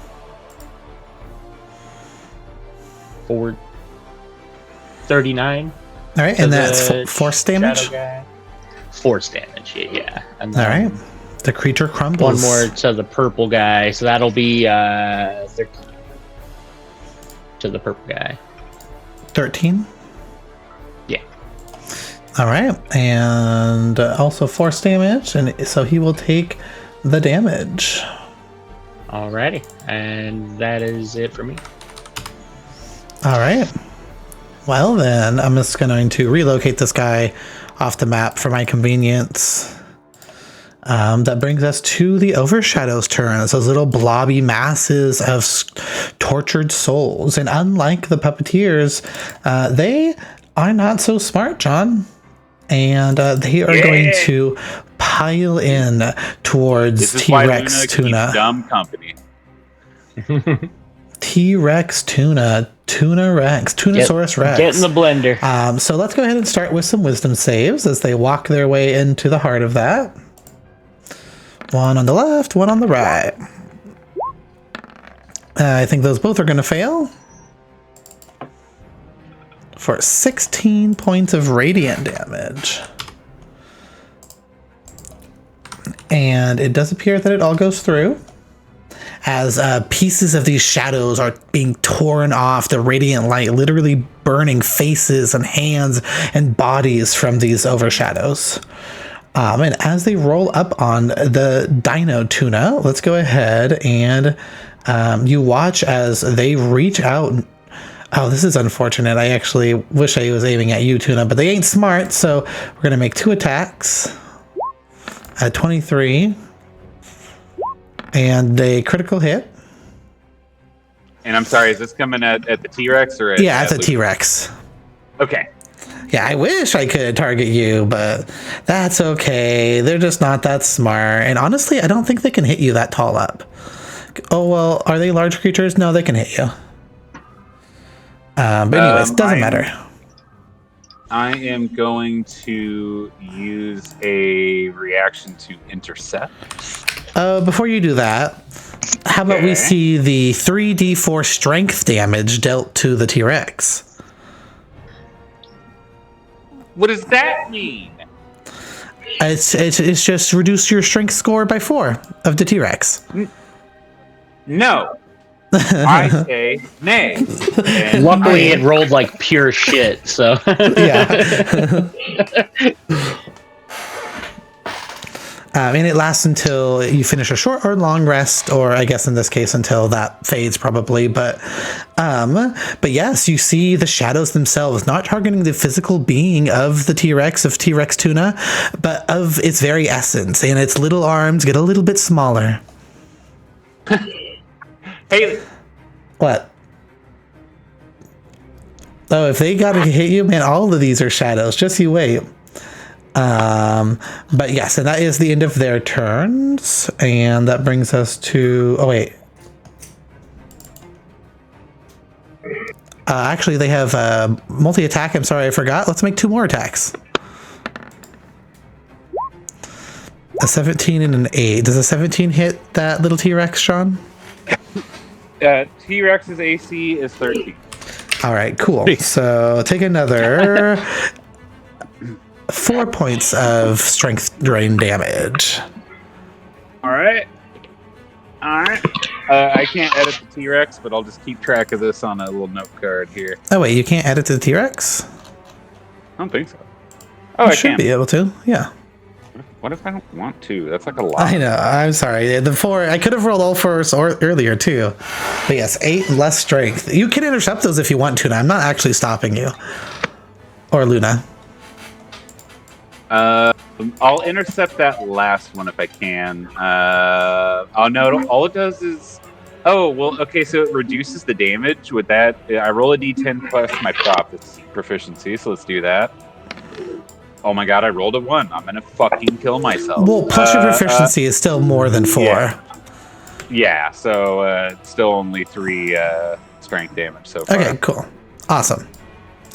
Then, yeah, and that's the end of their turn, so now it's Ward's turn. All 4 of you. That's a lot of bad guys, y'all. You need help over there, Tuna? And Luna? Trapped in here with me. I'm trapped. Well then. Cloud jump. I was about to say, Haley, between my cloud jaunt, my ability to jump really high, can I get high enough to stab this thing in one of these eyes you mentioned? The middle thing? Yeah, the big tentacle. Can I oath maker in its eyes? Well, Is I one will of them say too high enough for me to reach? Oh, it has babies again. We got to kill all the babies. Yes. Before we... Yes, that's what I was worried about. That's why I was Yeah. like, well, there's a lot of shit down there. There's a lot of shit down there and just 2 of you. Yeah, that's why I dropped the Dark Stars so that because it's not going to do any damage to the big guy again. Okay. Well, then in that case, I won't stab it in its eye, as cool as that is. And when it comes time to that, if you so wish, there's actually mechanics for getting up there. So, just to let you know. Like a good super jump and a cloud jaunt, yeah. Uh-huh. Oh, yes, it does just kind of do it, too. Ooh, are you telling me some acrobatics checks, Haley? Maybe. Well, But nonetheless, Ward. Then in that case, I guess I got some ads to clear here. It's kind of hard to see around the giant T-Rex, though, so... We should let Max kill the final one, so we have like a full thing of turns to damage the boss. This is a roof. Okay, then I'll leave him onto the roof. Sorry for the loss of your full cover, y'all. Mm-hmm. And then I am just gonna start blasting again at these. I guess the dumb bitch on the right, according to my map. Unless According I was to my originally HUD. pointing at Tuna. No, Yeah, this one looking here. at my HUD, it seems as if Tuna has marked Seems this as if one this is a dumb bitch. Yeah. I'm gonna hit yeah. the dumb bitch right next to All it. right. Yeah, let's do it. Go ahead and roll a hit. Roll with advantage for Hunter's Mark. Yeah. 18 definitely hits. It hits the one there on the yeah. Yep. Let's see. Boom! My damage button works again. It used to just Yeah. re-roll. Isn't that great? Look at that. And as you, Damn. yeah, Holy as you're fuck, War. you hear the charge and the release of the bolt of laser energy. It slams into this creature and instantly incinerates the pile of shadows it had become. And all of those people, all of those souls just rip out of existence. Oh God, not the souls. Oh Jesus. The dark soul. The Give me dark your souls. coins.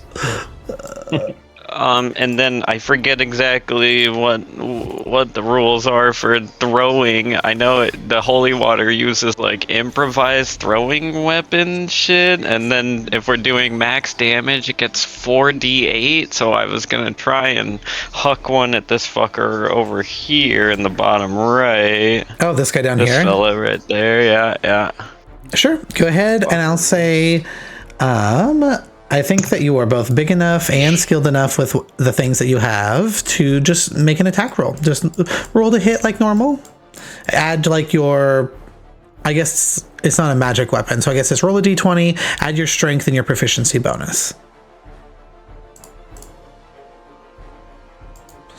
Which also I guess is probably, if you have unarmed, you can just roll an unarmed attack as well. It would be the same thing. And then you said, oh, do an unarmed attack. I got you. Yeah. Sure. I got one of those. Wham. Perfect. Okay, so at 30 hits, and then God go damn. ahead and roll your damage. Oh yeah, Word.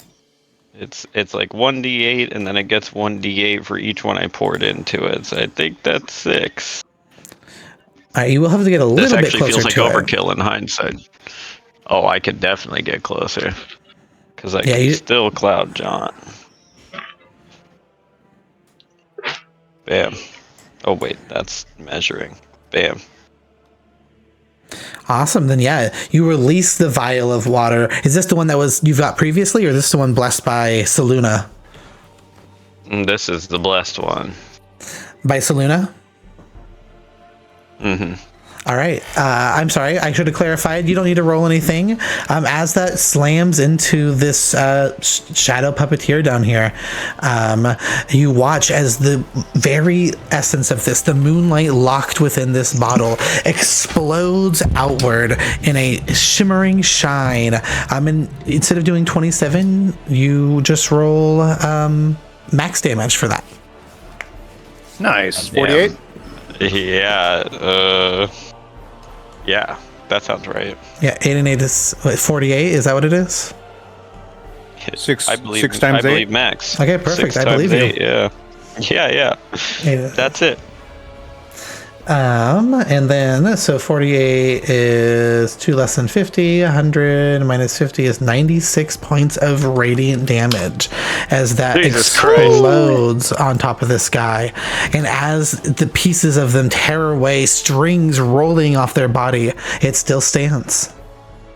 I'm gonna look at the other two I got and go, I'm gonna save these for later. That thing's still alive, you said? Yes, it is. Yep. That's crazy. Okay. Well, it probably don't feel too good. As for Shrub's still concentrating on the bless, although gee willikers, there's a lot of bad guys down here. You know I what? forgot I'm fucking blessed. You are blessed. Oh, yeah. Would that have changed anything? I don't know. I mean, you rolled a hit. You hit don't with think so. everything, so I don't think so. Yeah, I have like a plus 20 to attack roll. Shrub is gonna actually drop the bless just to help Luna because we're gonna use a fucking real Hood Classic here. That's when it decided to close all my tabs. Hang on, Shrub is here. And if I'm not mistaken, I get like 150-foot radius on this motherlicker. Let's take a look here. Heard something wildly big that makes us all go, my god. 100-foot radius. We are going to plant growth the area to try and just sort of slow down all the little minions that have been cast. Ooh, okay, I love this. 150-foot cast, 100-foot radius, so I guess put it just south of the T-Rex, like everything under this sort of line here. Yeah, that sounds great. Give me just a second to pull the thing, and that sounds wild. That was as Shrub kind of communes here. Is there like a special thing that he does to kind of summon forth this wall of plants? Oh, Shrub's gonna touch the ground and start whispering, plant talk at it, and hopefully all of the good trees and nature in the town we've come to call home for the time being, sort of, follows its every command. And now Shrub is also, I think, the mayor of everything in the plant growth too. Nice, the mayor. It's like the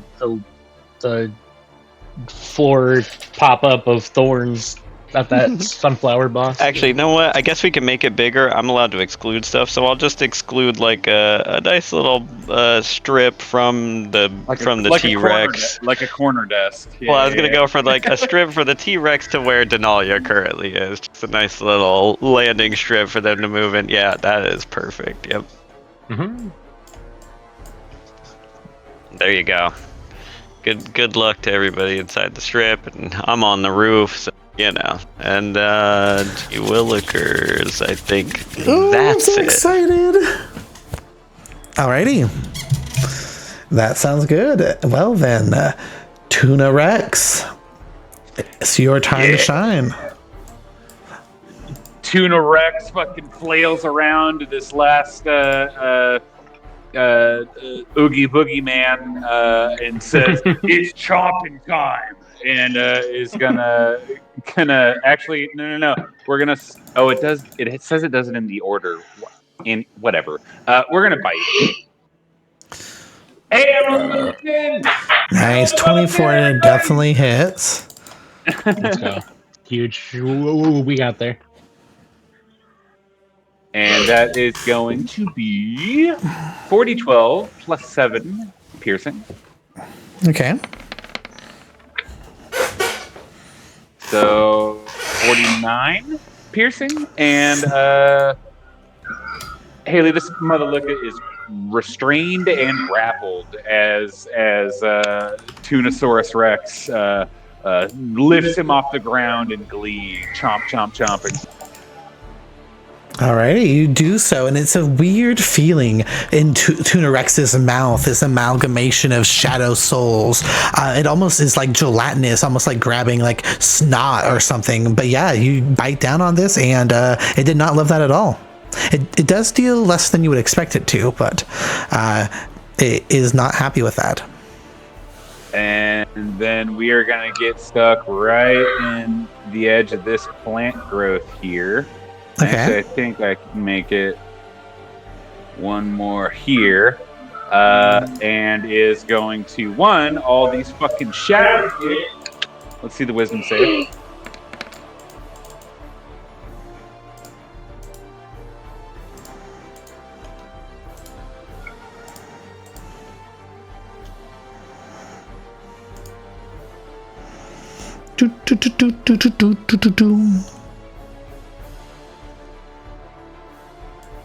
What are you measuring right now? Haley, all your shadow dicks need to make wisdom saves as they enter. Oh, I see what you're saying. I'm sorry, I misunderstood. Let's make some wisdom saving throws.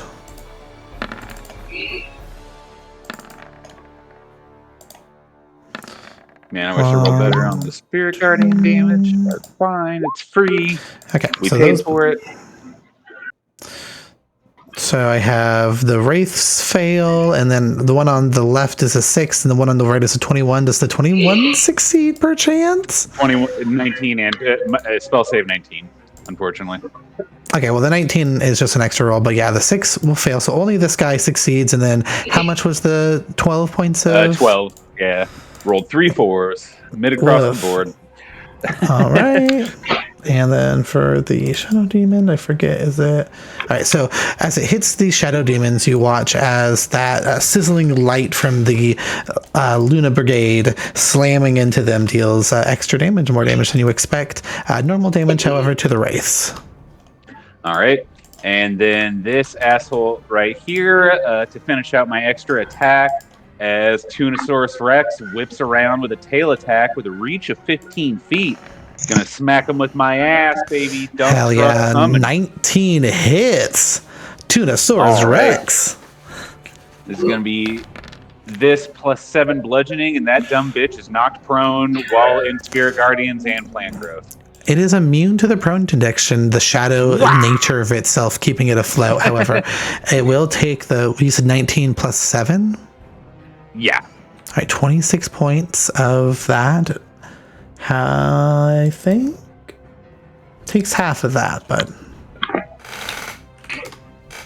alrighty. Anything else? Tuna Rex. Nope. No bonus actions because I'm a T-Rex. But technically, since this dumb bitch is grappled and in my mouth, Haley, shouldn't the Oogie Boogie Man be like right here, i.e., dragged into the plant growth? That is true. Yes. Yeah. Yeah. So cool tech with plant growth because it's worded so fucking weirdly, and you got to read it 3 times to understand how it works. The reduction in speed stacks with other things that make normal difficult terrain, like Spirit Guardians.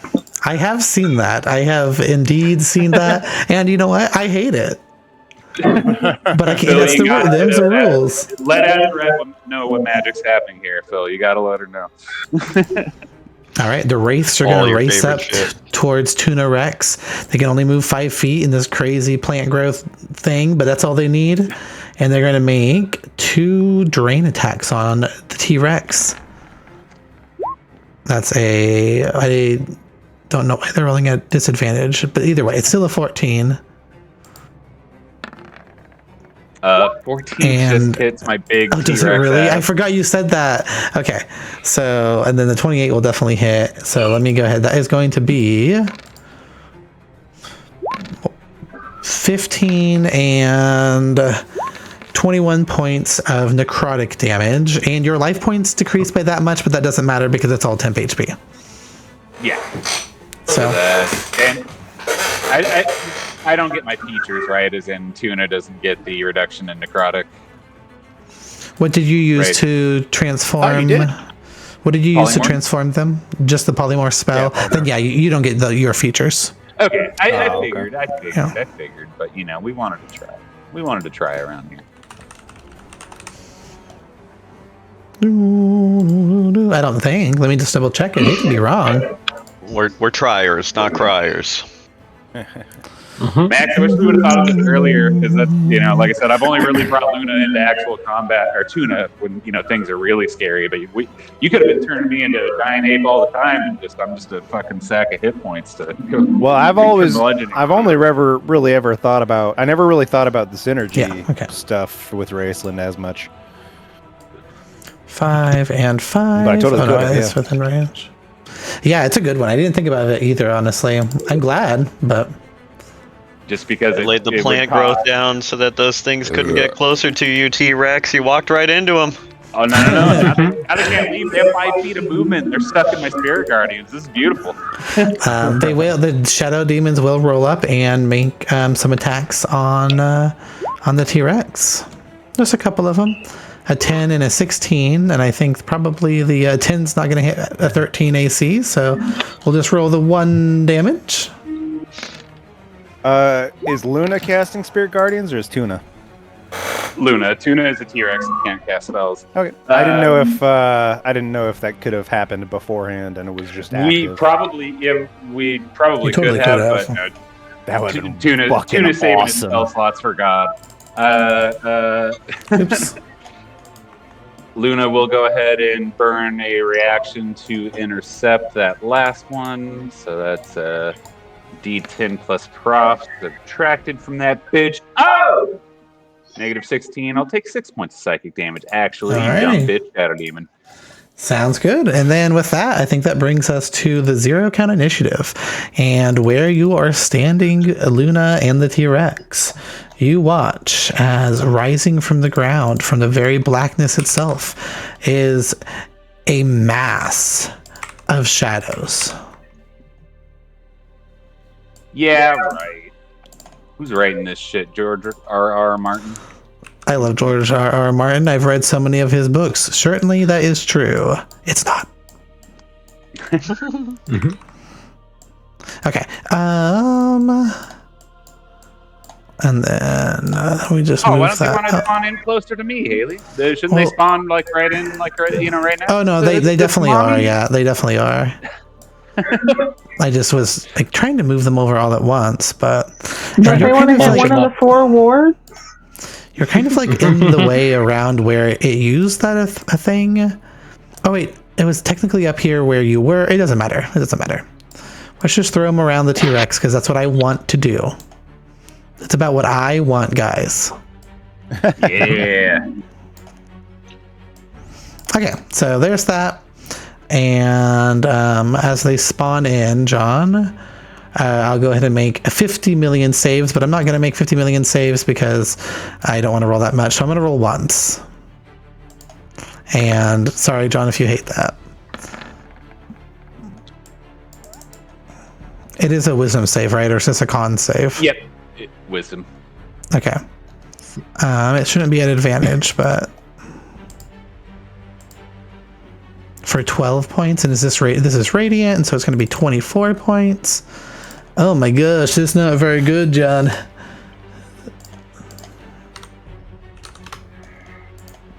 All right. Anyways, 2 twos.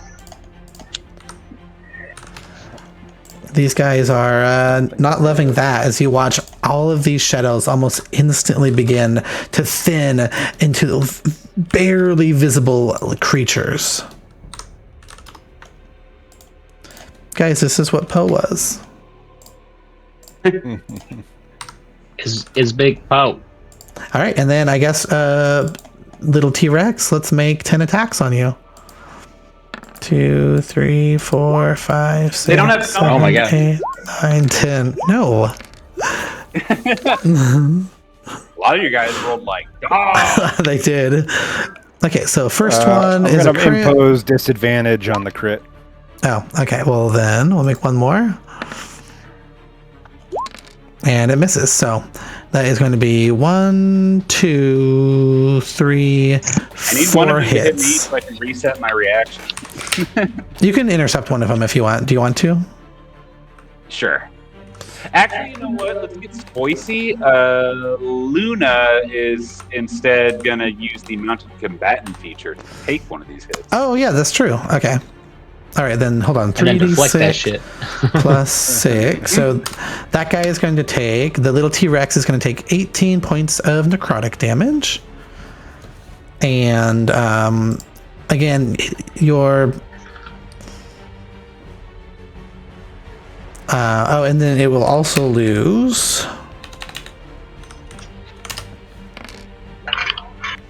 9 points of strength. 9? I rolled 3 threes. Haley. And then John, you are going to take 1d6. I can just roll that one. Okay.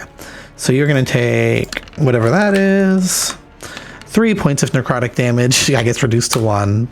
And 2 points of strength drain. Alright, so -1 for Luna, and I'm gonna manually track Luna so I don't mess up the stats and forget where his strength was. Yeah, that's smart. Yeah.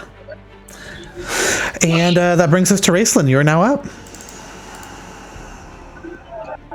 Oh, and when they end their turn, do they take the damage again? Yep, if they end Okay, their turn well- in my shit. Alright. I'm just gonna drop. That was fast. to Yeah, that was fast. Oh, man. Oh, thank you so much. I really appreciate that. So we got to kill all the things before we can attack the big boy? Is that what I get? Essentially, yeah. All right. I wanted to do something. I actually, Tubosaurus Rex can take it. I actually was gonna fireball you. Actually, yeah, I'm gonna pull out a red gem, break it open, and cast fireball on top of Luna. Hell yeah, Raceland. As you grasp that gem and it breaks, you see the Luna, a bead of red light fly in your direction. Before an explosion.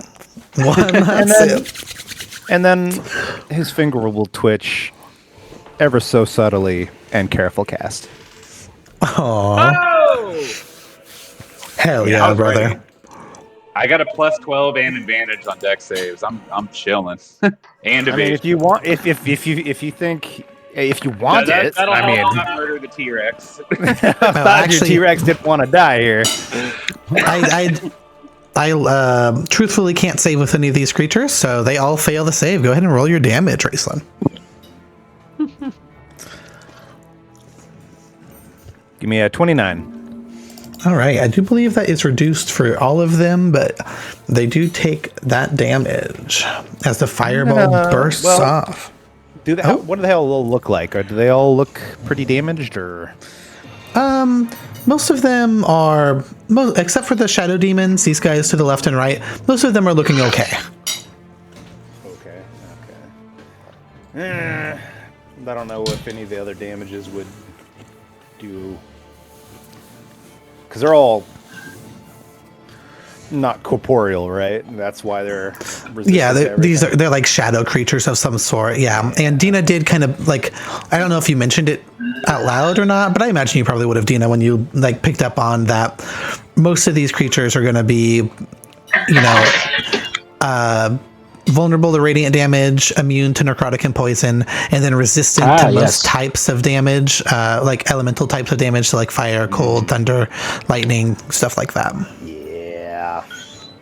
Yeah, I was going to transmute it too, but I guess I'll leave it. Alrighty, well then. And then I will shoot a rock at this guy over here. Top.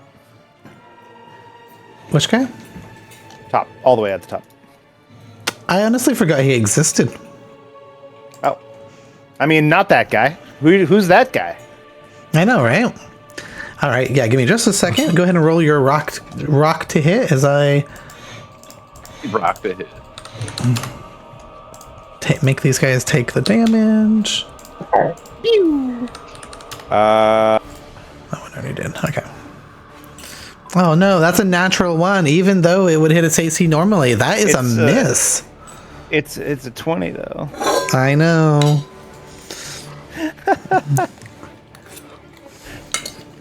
That's the only way I could miss is rolling a 1. Mm-hmm. That's fucking right. Oh yeah, literally, because this guy has 18 AC. So, but yeah, unfortunately, that rock, almost as if guided by divine inspiration, goes wide. Actually, I moved without thinking. I need to be about 10 feet closer. Yeah, feel free to reposition. And then if that's it, Raceland, that brings us to Luna. All right. Luna is going to... I'm already kind of rocking my AoE shit.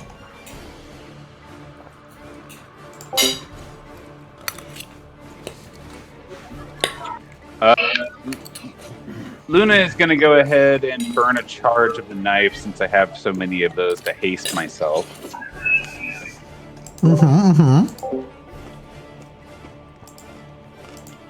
Which, Haley, you're going to love this. Increases my AC. I do love that. For you, not for me. We are going to, I guess, just start stabbing motherfuckers. We're going to starting with the Oogie Boogie Man. fucking fuck off. Unfortunately, that does not hit. All right, second attack. Roll to 7. All right. That hits. 21 You're hit? hitting this guy, right? Yeah, the Oogie Boogie Man there to the right. Yep, that does indeed hit. 58 plus. And that's all she 28. wrote. All right. As that a massive Next. shadow also falls apart. To begin my second set of attacks, we'll just pick this. Which ones are doing the strength drains again? These ones are. Okay, this one's getting it next. Certainly hits. And certainly enough. And one final attack on the sucker and fucker right next to me. That one. It hits. 24.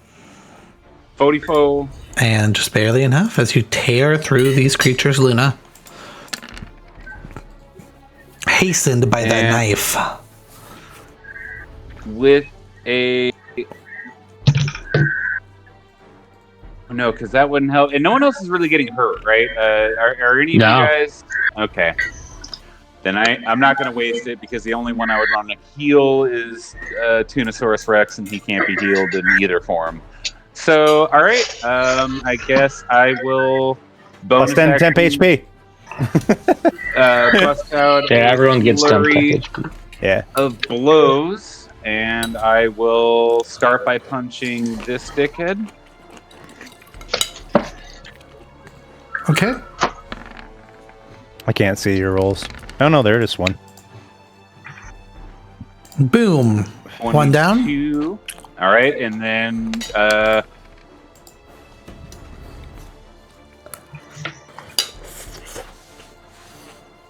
fortunately, I don't think I can hit anyone else. So my spear has reach, but not these paws. But you know what? Fuck it, worth it to Can get you one make- more. Oh, you're going to do Fury of Blows. Yeah, that was my first of 3 flurry of blows.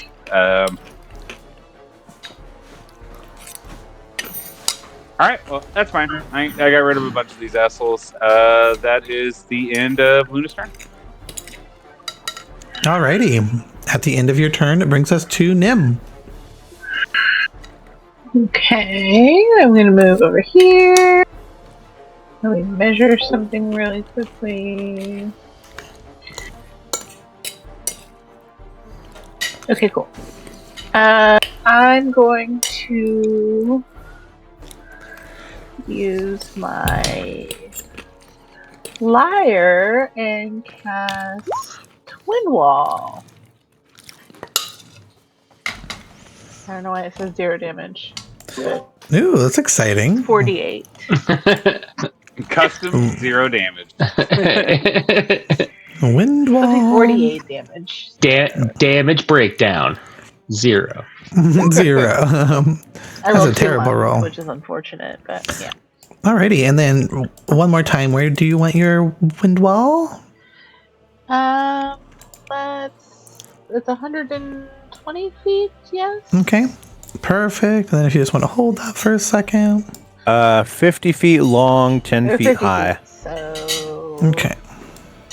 Your range is 100 though. we'll go like that. 120. Boom. Yeah, I guess if that's the case, if you want to, you can start it anywhere. So if you wanted to start it like down here or something, you could. Yeah, let's do that. Okay. We'll start it like here. We'll start it on the soul. You don't want to double up on the wind wall or the light wall? No. Mhm. And alrighty then, as that bursts into being, let's go ahead and make some strength saving throws for the one guy here and for the guy down there. What is this guy? He's a shadow soul carver. And he is not very strong, guys. It's a -5. Alright. So 48 bludgeoning damage. It will take half of that still. Alrighty. And then is it knocked prone, I'm assuming? Make a strength save, or if they're failed, they knock prone and take the full damage. Okay, perfect. Get on your bones, hon. On the few ones that can. Alrighty. And it also keeps fog, smoke, and other gases at bay. No farting through this wall. No farting through the wall. That is true. And then that's me. Alrighty. Creatures in gaseous form can't pass this. Rude. Try again, Isis. It's a wall of wind. Why would they?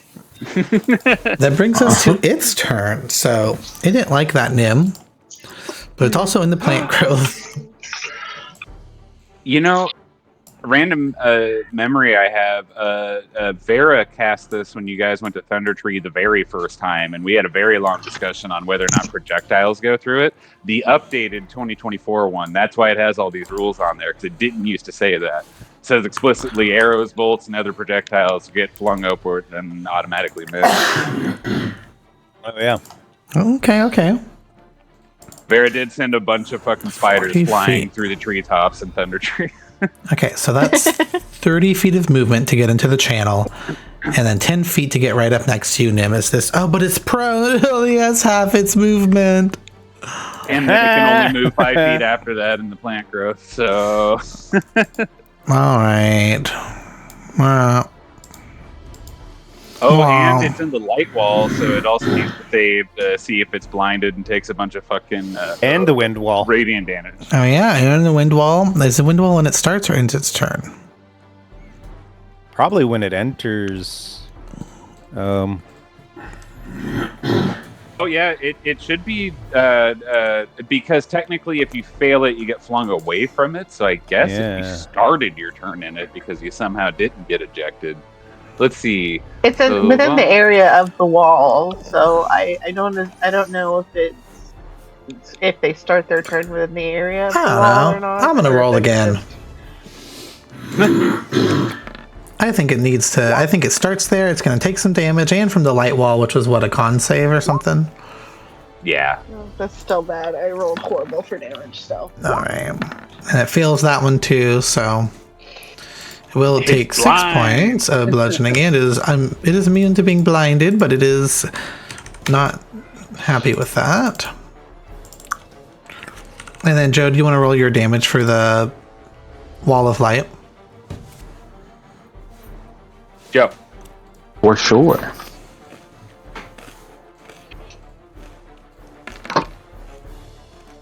That was a good roll right there. Boom, and that's enough.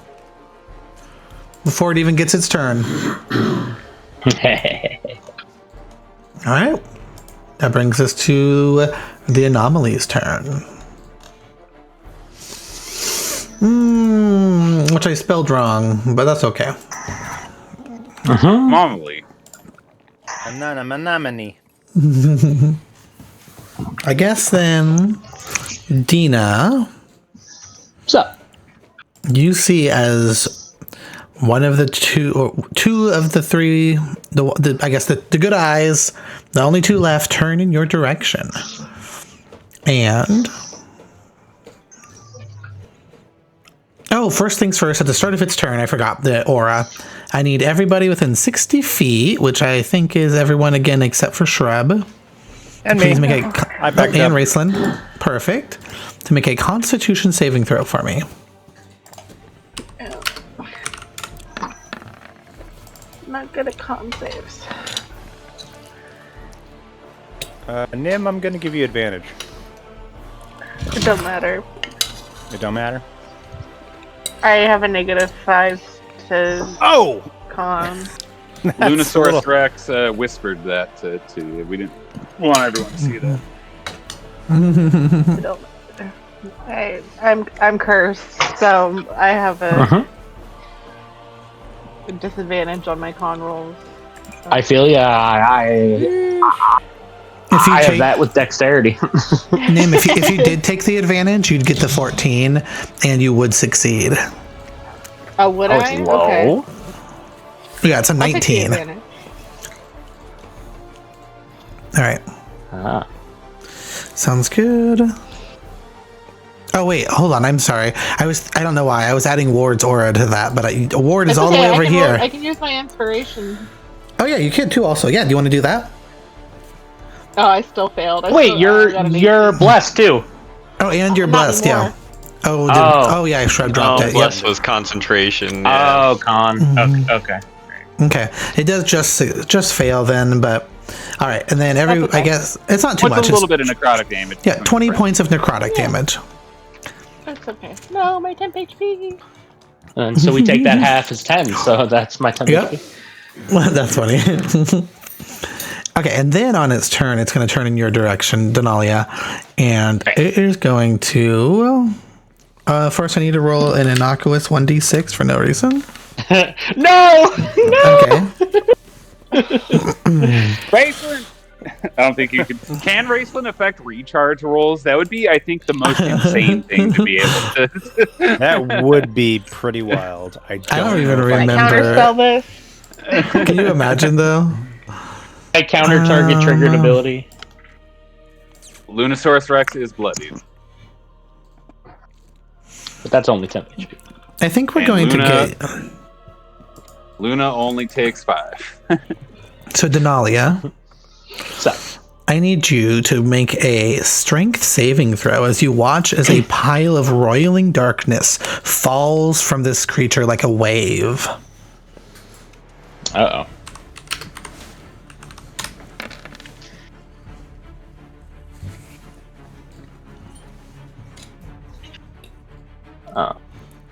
Strength save. I'm gonna fail the absolute shit out of this. You're inspired. I have disadvantage. You remember when Prestidigitation dropped bombs over Baghdad on you at the bar like 20 minutes ago? You are still inspired. You said saving throw is 19? For this one, it is a little higher. It's a 22 Yeah, no. for strength. I can't pass that. With an inspiration.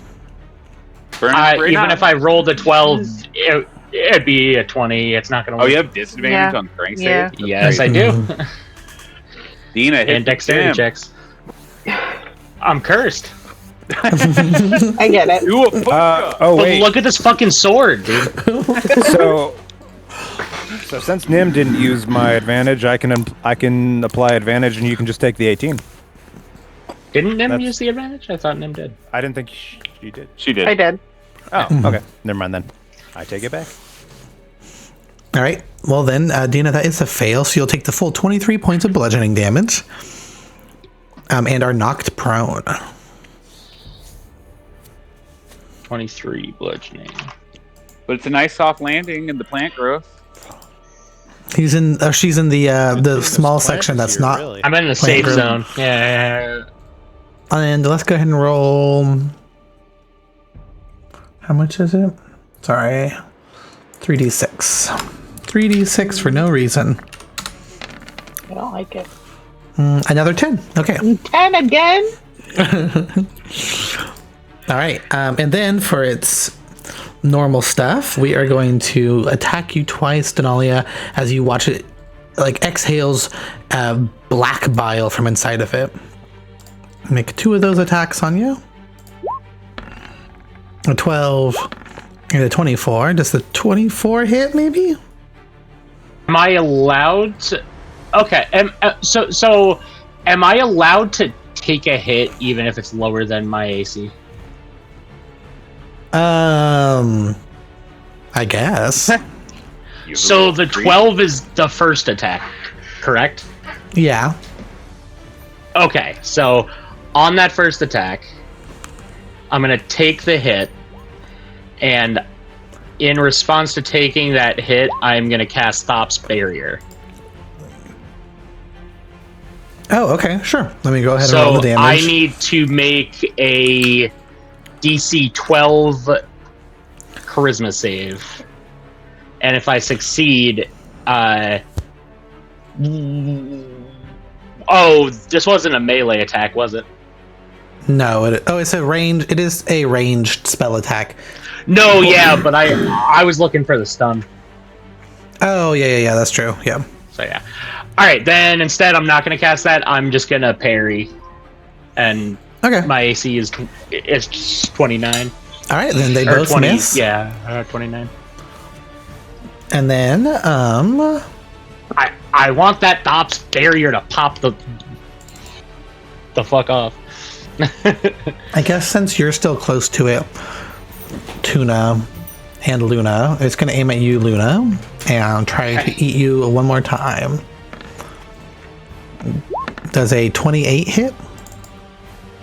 You know, it would. It would. It might. But because I'm hasted, my AC is 29. Damn, dog. All right. Then that is its turn. Which brings us to the Shadow Puppeteers. Their first real action, maybe we'll see. They, god damn it, I forgot they can't move very fast.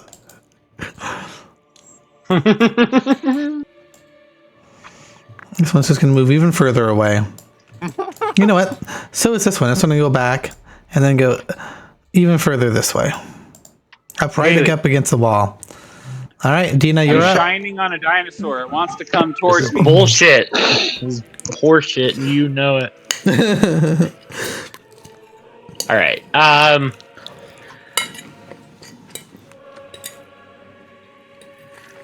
So I know the last time, like, or no, it's only when they're all dead. Ah, fuck. Fuck. All right.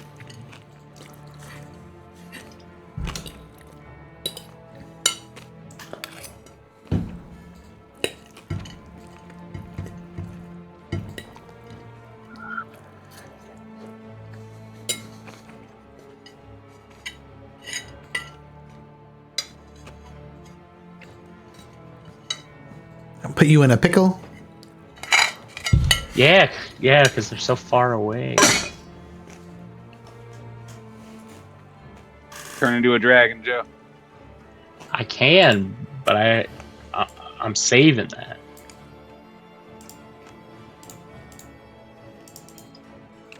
This guy is still within 60 feet of the wall if you want to hit him at least. Yeah, I suppose I'll start with that. As Oh, my wait, so is bonus this guy. action. Is he? I thought he was a little out of the range. Yeah. I thought I measured from here and it was fine. If you'll allow there. Yeah, right, no, right there. Oh, there okay. it is. All right, yeah, Yeah. I'll shoot him then with the 4d8. And I forget, do I make a save for that? I have to make an attack roll. I think. Okay. It might be a save. I'm gonna look. Wall of Light. I make a ranged spell attack. Okay. I'm sure I'll hit, but here I'll use Ray of Frost to. Oh yeah, easily. 39 for And 28 points your of instead radiant damage. appears to be 56 points of radiant damage, as that it appears to be something it is vulnerable to. Hell yeah. Alrighty. And then for your actual action? Um,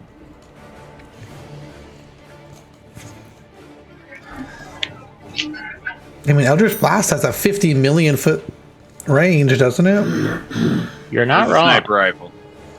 Joe, if you can try to kill this piece of shit. I think, I'll get up in the mix though. Ward and I can probably drop the other two, and we can finally get back to actually getting some damage on this big. Is that thing looking fucked up? What thing? Alien? Well, This one over here? It's gonna shit out more shadows at instead of 0. So we're gonna have to kill them Yeah. again. All right, yeah.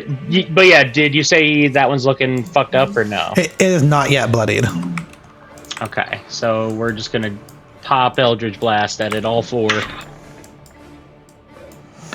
Alright. It's like 22 is the lowest that I rolled. They all hit. All right, So we're gonna do. And this is force damage, right? Yeah. Okay.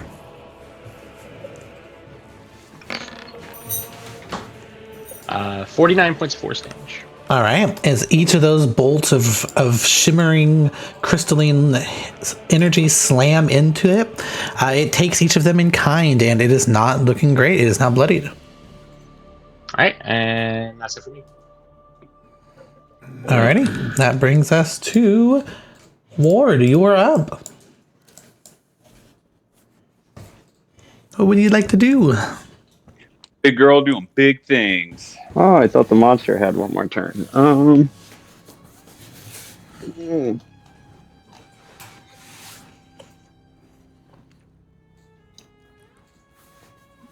Well, I guess I'm still not hitting the big bad.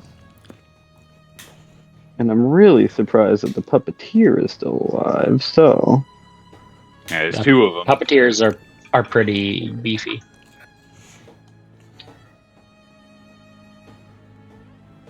I'm just gonna aim up at it again. Well, actually... How's this thing in your face, Luna? Is it the thing sapping your strength? That's the only thing this T-Rex is going to be able to attack. So that's Alright, I won't kill it then. I'm gonna take aim at this thing in the bottom right-hand corner of the map here. Can't believe it shrugged off all that fucking ultra holy water. There are a lot of damage. And 18 hits.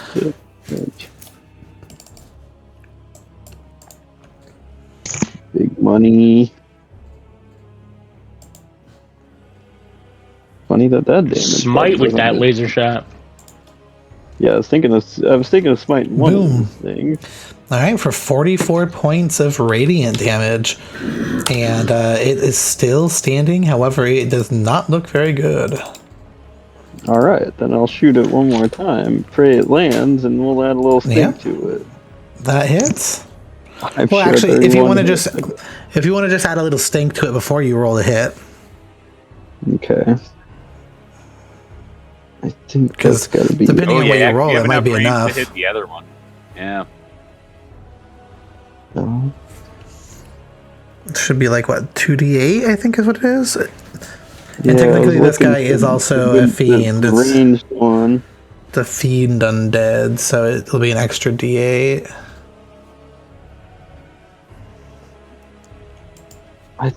Oh, it's a divine smite I'm looking for, right? I think it's branding smite is the ranged one. Yeah. Oh, yes, branding smite. I was looking for the ones that did radiant damage specifically, but they both do.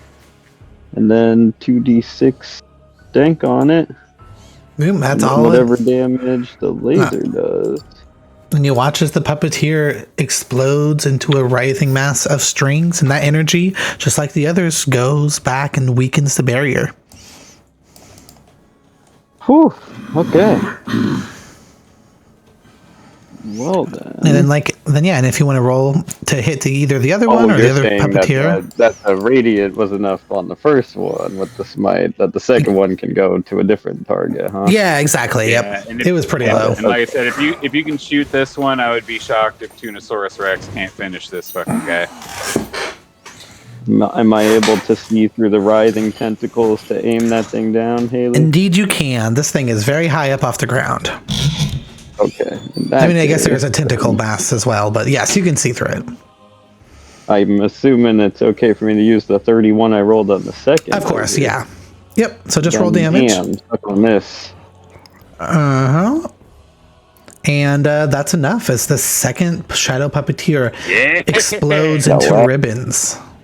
Or you gotta blow the barrel, the smoke out. Of the Going barrel fucking crazy right now. As for how inspired are you, Luna and Tunosaurus? I think we're still chilling, but you did have to use your bonus action to smite. Oh yeah, that was a smite. Okay, well then you're shit out of luck. I'm gonna sort of hop off the roof ever so gingerly, just in case these tentacles explode on my ass or something. Alrighty. Wise Oh wait, I'm thinking. as tall as the building, which is really funny. I'm like half cover behind. That is funny. Yeah. You can squat. I'm peering over it. Ant Manning behind the building. As for shrub, the beautiful thing Shrubberino. about plant growth is it doesn't require concentration. So let's Oh, see what I. You didn't have to drop bless then, did you? I thought if I casted anything while concentrating, that. No, it's only another Casting something with concentration spell. Yeah. Oh, what? Oh, okay. Well, then everybody really was blessed when shit hit the fan. I'll put Haley, it back rewind on. the tapes 40 minutes. Let's see what Yeah. wouldn't have happened. Bring us back to the big Constitution save everybody had to do. I think. Gee willikers. Do you want everyone to be blessed still, or do you want to cast something else? Yeah. I guess I'll just keep the bless up and. Okay, cool.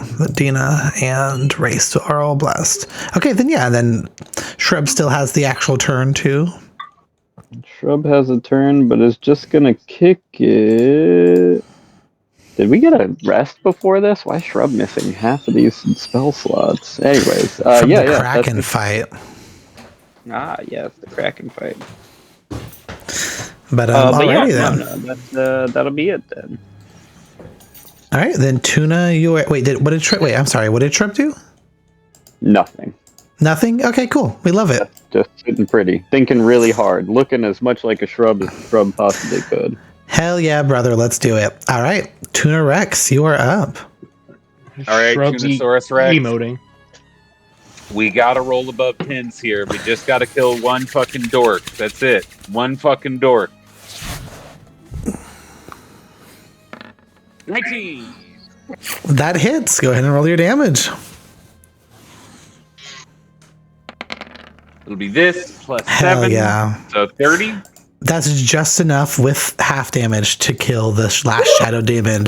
As you Hell yeah. destroy it, Tuna, in your gargantuan teeth. Or it's not gargantuan, but whatever, in your big ass T-Rex teeth. Ooh. And as that last one falls, again, you watch as the barrier of mist around it begins not to fall apart just yet, but to weaken, particularly around those two remaining eyes.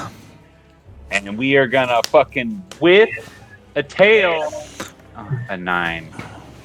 That was a damage roll. So, no, it wasn't. No. Wait. But Oh, no, it wasn't. I It will just said say damage in it. it is a little high up for your tail to reach. But Tuna, For my if you tail? want, there is a mechanic indeed. It is suspended between the sky and the ground here, between the ground tentacles and the sky sinews. 15-foot reach, but not hit me with this mechanic. All right. Luna's If you would right like up in to, if you would like to Also, it needs spend to your take a Spirit movement, Guardian save. well, on it's its on its turn, yeah. But as I thought you with moved. My bad.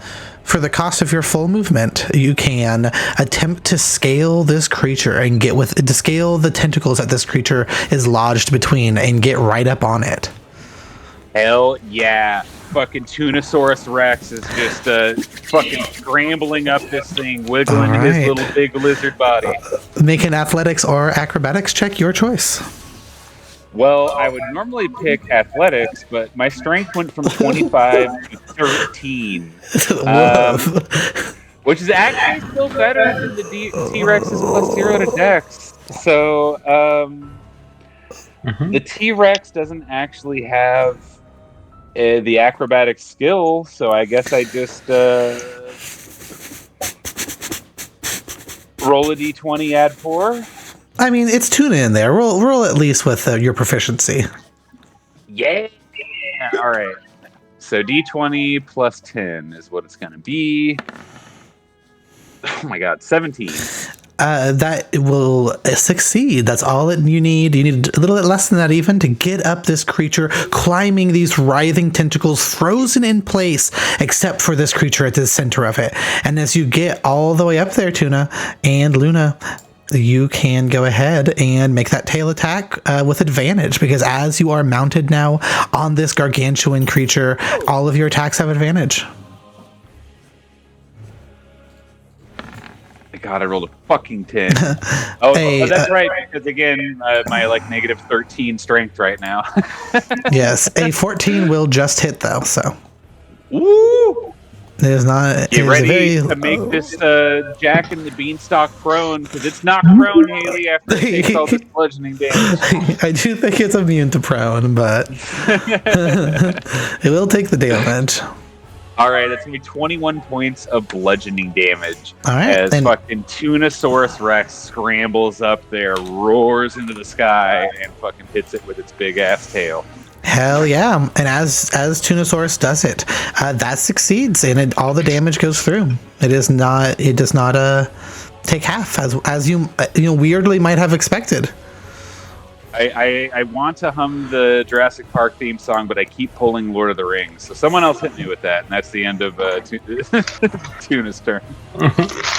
All right, that brings us to the 0 count of the initiative. And there we have in front of it, where it had hit Dina, a wave of shadows rising from the ground, immediately taking some of them right into the wall of light, unfortunately. But that's the cost of living for you, I guess. Looks like the bottom 4 there are gonna have to make some 16 points of force there of wisdom, radiant damage.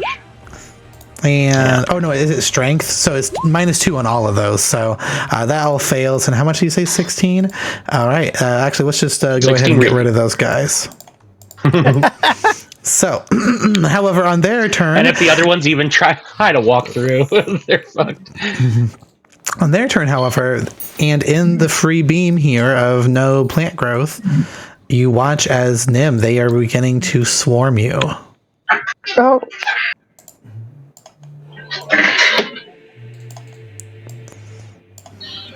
Ward, did you ever pick did you level Bard enough to get a Bard subclass? 4, 5, 6. I think Ward's a Valor Bard, aren't you? I think so, yeah. I think I went with Valor. Let me look. Then Ward's Inspirations can be used like the shield spell. Everyone... Yeah, I didn't do that because I have I have a bunch of shit my inspiration can do. It's, let me look. Why does it keep doing this to me? Oh. Hang on, I gotta reload the page. It's being a bastard. Being a BS. Nim, don't get hit. You don't have a lot of strength to lose, girly. Yeah, I got 11 strength, so. Literally, I could roll. You're almost as strong as a T-Rex right now. You're almost as strong as a T-Rex right now. Oh god, that's scary. Yeah, my inspiration can be used to... I just saw it. It does a bunch of different shit. It's got like 3 different things it does. You're a swords bard. Yeah, that's what I mean. I have a bunch of different shit that I can do that people. Yeah, can do. that's for like that lets you just like burn inspiration as a resource to do cool stuff on your turn, if that makes sense. I see. Versus the Valor Bard passes out inspiration like normal, and they can use it Gives as that the special extra weighting. fake AC. Yeah. Yeah, nothing too You know, you're cool. a I can Swords do Bard with though. my- That's cool. All right, Yeah, then Nim. I can always just whack them so hard. Mhm. That's too much. Are they going as one turn? Yeah, it is their one turn. Yeah. Okay. But Nim, yes, 3 of those will hit. I think your AC is 16, right? Yeah. All right, and then let me go ahead then and roll the damage. Our 3d6 plus 6. So that is going to be 14 points of necrotic damage. And you will also lose 8 points of strength damage. Haley, can I warding flare? You can, yes. I'm just kidding. I'm not a cleric. I was like, I believed you. So that seems pretty bad, yeah? Yeah, that is pretty bad. Raceland will spin a staff in the air and sound will stop. and a clock will appear behind him. And he's going to cast Into the Sky, and as these end their turn and rewind time, roll a 1d4 and skip their turn. All right. Okay, take that little burn I take there. 1 Only point of one. exhaustion. That's nothing, baby boo. So That was crazy. Hell let's yeah. get these guys back home where they belong. Thank you, Racer. Oh, thank you. So that you heal that put me at 3 strength, so thank you. You heal, and you Let's take top it back the fuck damage off, too. right? Yeah. Yep. Nim wouldn't be able to stand up with how fucking heavy chested she is with 3 I was dragging it top heavy on the ground. Wow, that was clutch. All right. Well, speaking of Raceland, I do believe it's your turn. Let's And see. So the shields are down and only 2 eyes are up, right? Oh, I'm so sorry. Yeah, the first attack that you made, No, Tuna, shields are back up. would have been on the eye, and that popped it and dropped the shields. So Oh, I thought when the things respawned in. Okay, that's good. I think the it was soul on carvers its are- turn. Oh, okay. So it has Yeah. 1 eye up then? It has one eye. Yeah, so it has one eye up, and it has the barrier has dropped. Okay. So it is I'm vulnerable to going damage once to- again. Luna I'm is going ballsy. to Twin cast Chromatic Orb at the 3rd level. Alrighty. Go ahead then and throw 2 of those out. 24 will definitely hit against a 14 AC. Ugh, and a natural 1. Can you burn your reaction and give yourself advantage? Burn a luck point and give myself. Oh, that's way better. Yeah, that's way better. Yeah, I would say Raceland's reaction is like There like you go. our most valuable. It's a little expensive. Yeah. That's It's kind of a meme at this point. I mean, Goldie even. All right, both of those hit then. Go ahead and roll your damage. All right. Boink.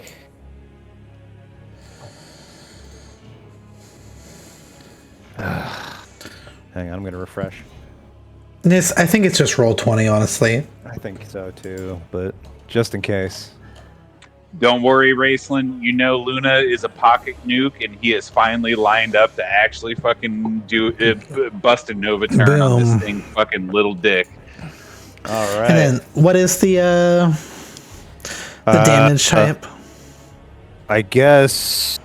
Let's see. We haven't done cold or thunder yet, right? Don't think so. A fire, it was resistant to, I think. Poison probably. It does not too. like radiant. Yeah, we know it does. We know these things don't like radiant, but I'm gonna venture a guess that this just is not gonna give much of a shit about most elemental types, but could be wrong. poison. I'll do cold and thunder. All right, and then indeed, both of those are reduced. Like the rest of the shadows, it seems that those major elemental types just don't deal as much damage as you might expect.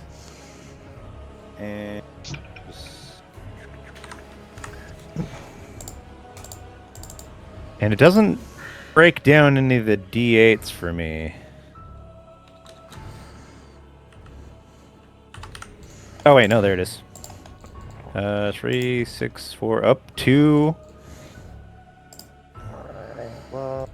So they both skip to the next target.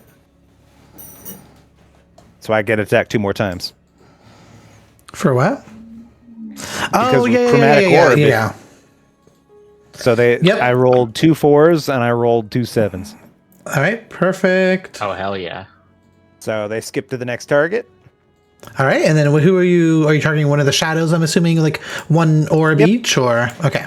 Yeah. All right. And Oh yeah, those definitely are hitting. alrighty. Hey, Yeah. before it gets to my turn, only because I didn't realize exactly how this worked until I reread it, can I retroactively use Luna's reaction for a cool spear feature when something died near me? Yeah, sure, that's fine. Okay. When the shadow All demon right, died, and you mean? then I get one more. I get one more bounce from the 34 roll. That's wild. Okay, sounds good. Then hold on. That's half damage for these guys still, but yes, get another bounce going. 24 That and another hits. 15 damage. All right. And then I'll shoot. I'll shoot the wounded one with a rock. Sounds good. Go ahead and roll the hit. Definitely hits. For an And additional 11 bludgeoning. half to 5. Alrighty, Raceland. Your orbs are bouncing. You have bouncy balls, my brother. Things swinging. Those things swinging. Alrighty, anything else? Let's see. I gained 10 temp HP there for the boon. Am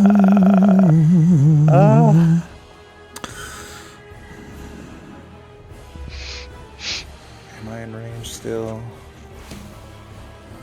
Okay. Oh yeah, I'm gonna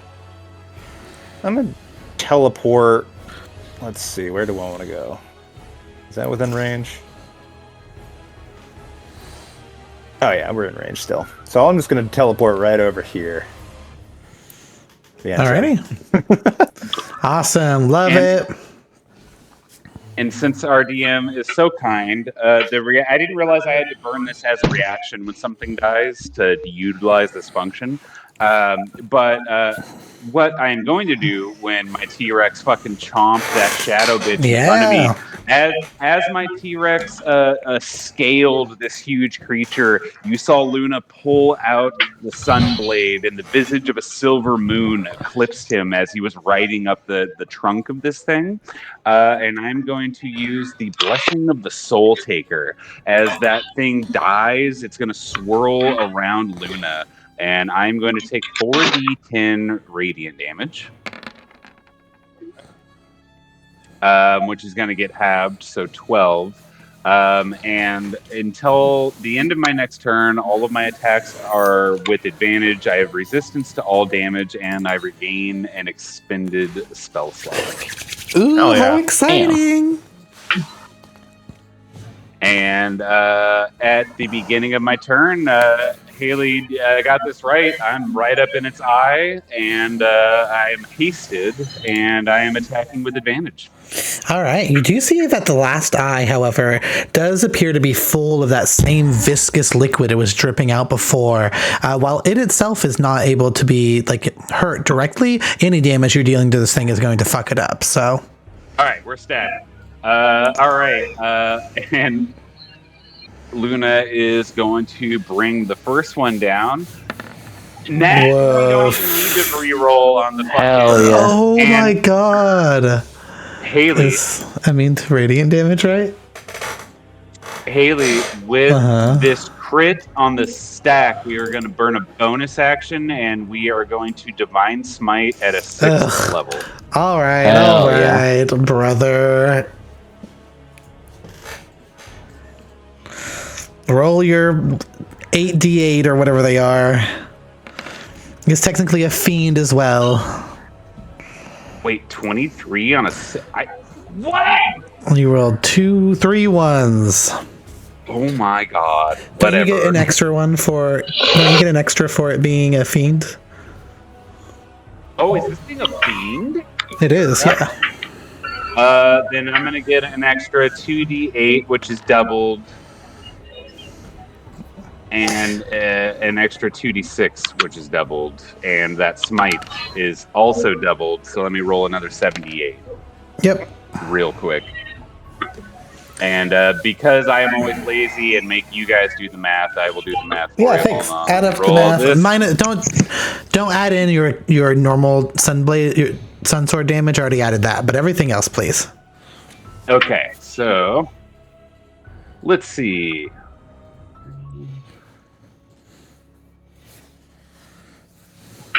Jesus, Luna. That is an additional 71 points of radiant damage on my first of 6 potential attacks. 142? Yep. You can take it back if you want. Nope. All right. Haley, I was waiting for you to go, Raceland! Raceland! Woof. Alrighty. So that's one of 6 potential attacks. How's it looking, Haley? Not great. All right. Attack number 2. Oh wait, shit. How much? I'm sorry. It's not vulnerable to radiant damage. How much did you just tell me again? 71. 71. Okay, so. Thank God I'm rolling with advantage. Second attack on a 33. That's going to be another 48 plus All right. 9 plus 5. So 14 plus 48. 63. All right. Okay. Sounds good. And let's see, and then we are going to move into my next attack, the hasted action. So here is this.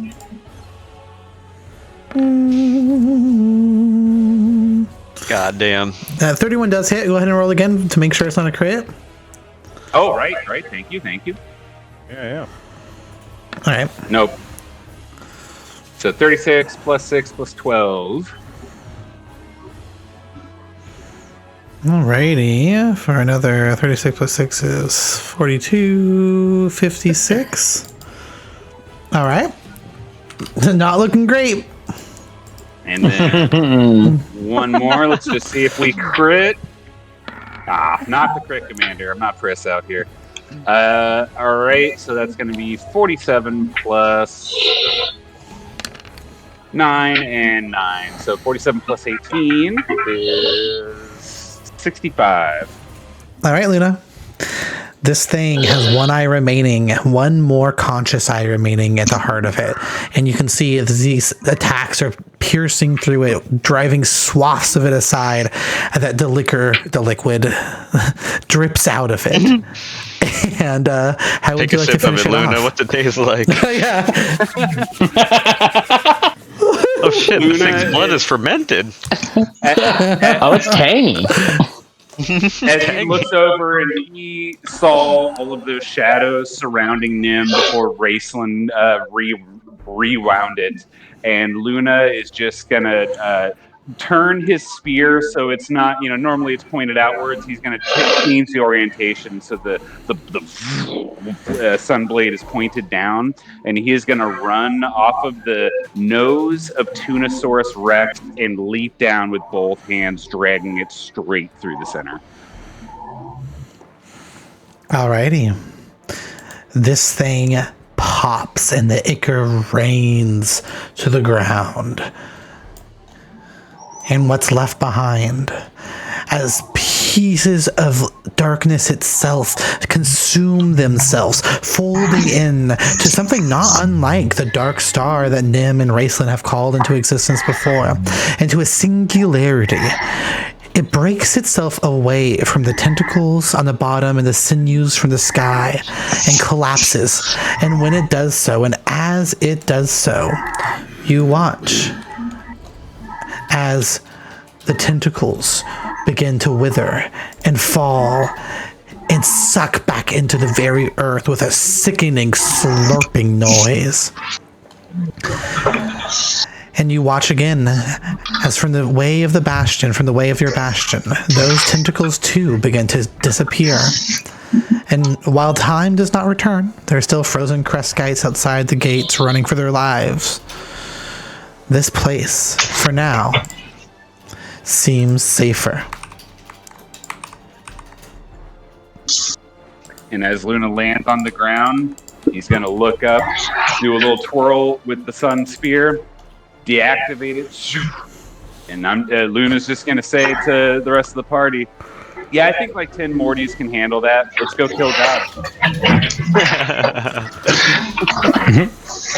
As this was kind of, again, I believe our logic was, let's just see how tough they were. Yeah, exactly. Yeah. I agree. 10 Mortys could probably handle that. There might be Morty losses, but, We ain't Alright. the good guys. We got one group of Mortys. We got the Council of Elden Ring Damn, Gooners, and guys. then we got a group of Alexander Jarsgard solos. Guys, you missed the last wave. There Oh was my another- God. There was another. Holy Jesus fuck. Christ. What is That's- I didn't ask for that. Guys. The fuck is that? Imagine the whole Simple- swallowing ward. Simple luck that I got to go before I could get its shields up again. Because like me and Ward are really good at doing a lot of damage to one thing, and I can't imagine why Haley designed so many boss fights to be like you can't do damage to it. Neener. Yeah. While we're like sprinting around the battlefield trying to satisfy a condition. You guys have played Destiny before. You know how it goes. You know what to do. But no. Nim and Dina and Raceland can like fucking shape the entire battlefield. But yeah, give me one turn of a free fucking fair attack. Oh man, Luna can pop off, baby. Dude, I covered so much distance in that fight. You were teleporting all over the place. Dragon Ball Z shit. Well, shit. And y'all don't notice, but you hear a, and then you see Raceland turn back around, rubbing his nose. Also, Raceland, I'm sorry.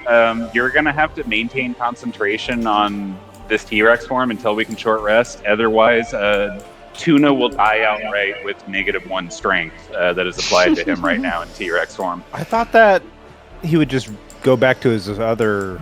Well, I guess strength damage only apply to the T-Rex, or it will does, that transfer to Tune? Okay, Yeah. okay, cool. Then never mind. Yeah, I dropped. So yeah, undo concentration right now. polymorph and then redo polymorph again. Yeah. Well, wait, because now that Haley has clarified that I can cast a spell first, Tuna is going to be rocking Spirit Guardians, and they will be little Tuna. Because I can also cast polymorphs.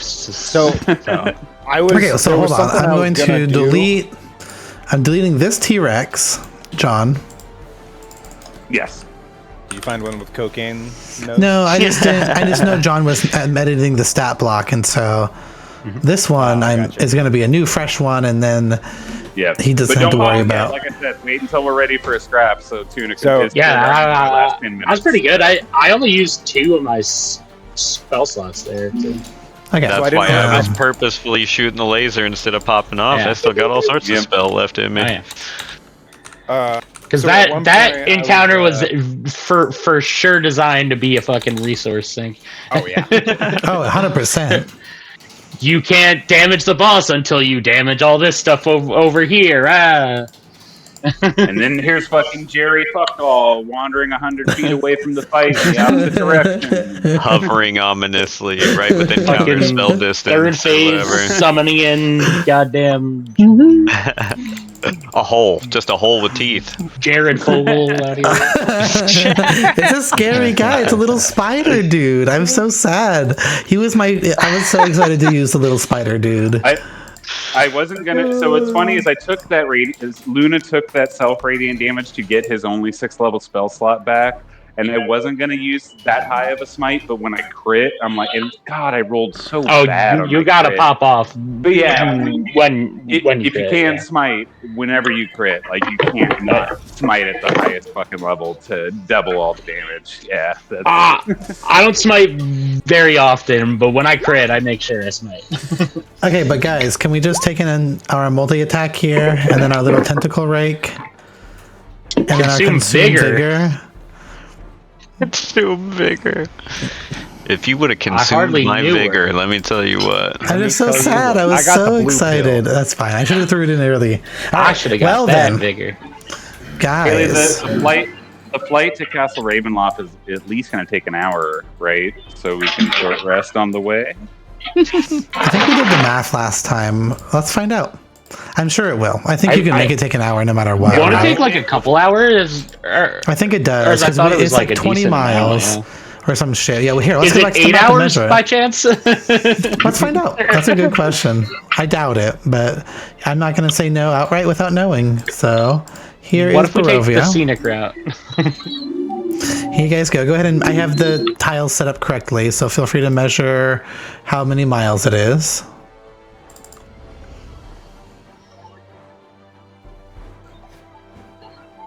46 miles. All right, and your thing flies at 5.5 Using that miles lich per math. hour, but we have So clarified it's gonna that you take. can. That's 9 hours. But we have clarified you can a long dash if rest, you maybe. wanted to. I you think wanted we'll go ahead. to. But what if we don't though? Yeah. Yeah. We're gonna go ahead and long rest before we go fight God. I'm sure we're gonna get attacked in the air. Tell but- Captain Shrub to go Um, real slow.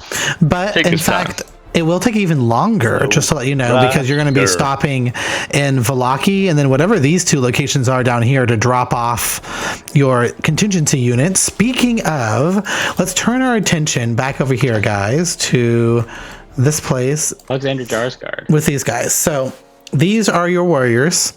You have your tier 3 level warriors, which are the LD boys that are super good, and then the abbot and the reformers. Your tier 2 guys are led by Egon and the Mortys, the Morty mindbenders. And then you have all your tier 1 guys, including the cavalry, the zombies. It looks like some of your friends are leading armies of ravens and Vishtani and forest folk.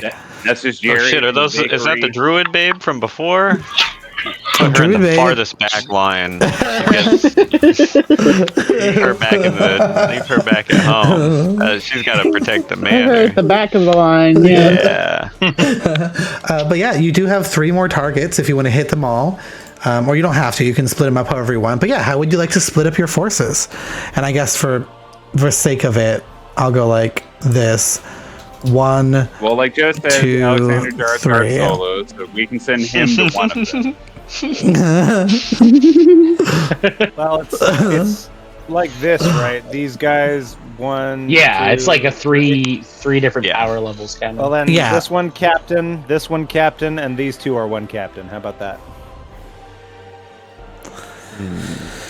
There's 3 captains. But we have I to think- split them between 3 Well, different. because That's true, yeah. These guys are the most powerful. So each That one makes of them sense. is 1 captain, but these guys are second powerful. So both of them combined is 1 captain. And there's 9. that's what I was There's getting at. 9 other troops. Yeah, so just 3. Well, I think Ronnie needs some hitters out here. So I say we send the wild folk with her.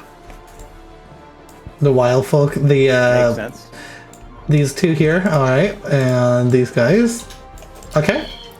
For number so, and then I guess it doesn't matter to you guys where they go. I'm assuming I was just going to do it in order of Vallaki, and then you guys don't know what this place Yeah. is, but it's Sarapool and then Barovia for 3. Yeah. Yeah. All right. Well These then, Deadpool variants just keep getting weirder and weirder. I know they do. Alrighty then. For number 2, then I guess. Do you guys want the reformers? The Those abbot? are my sexy people, right? Yeah, your sexy people. Especially since they have a lich, I guess it makes sense to send the zombies with them, right? Yeah.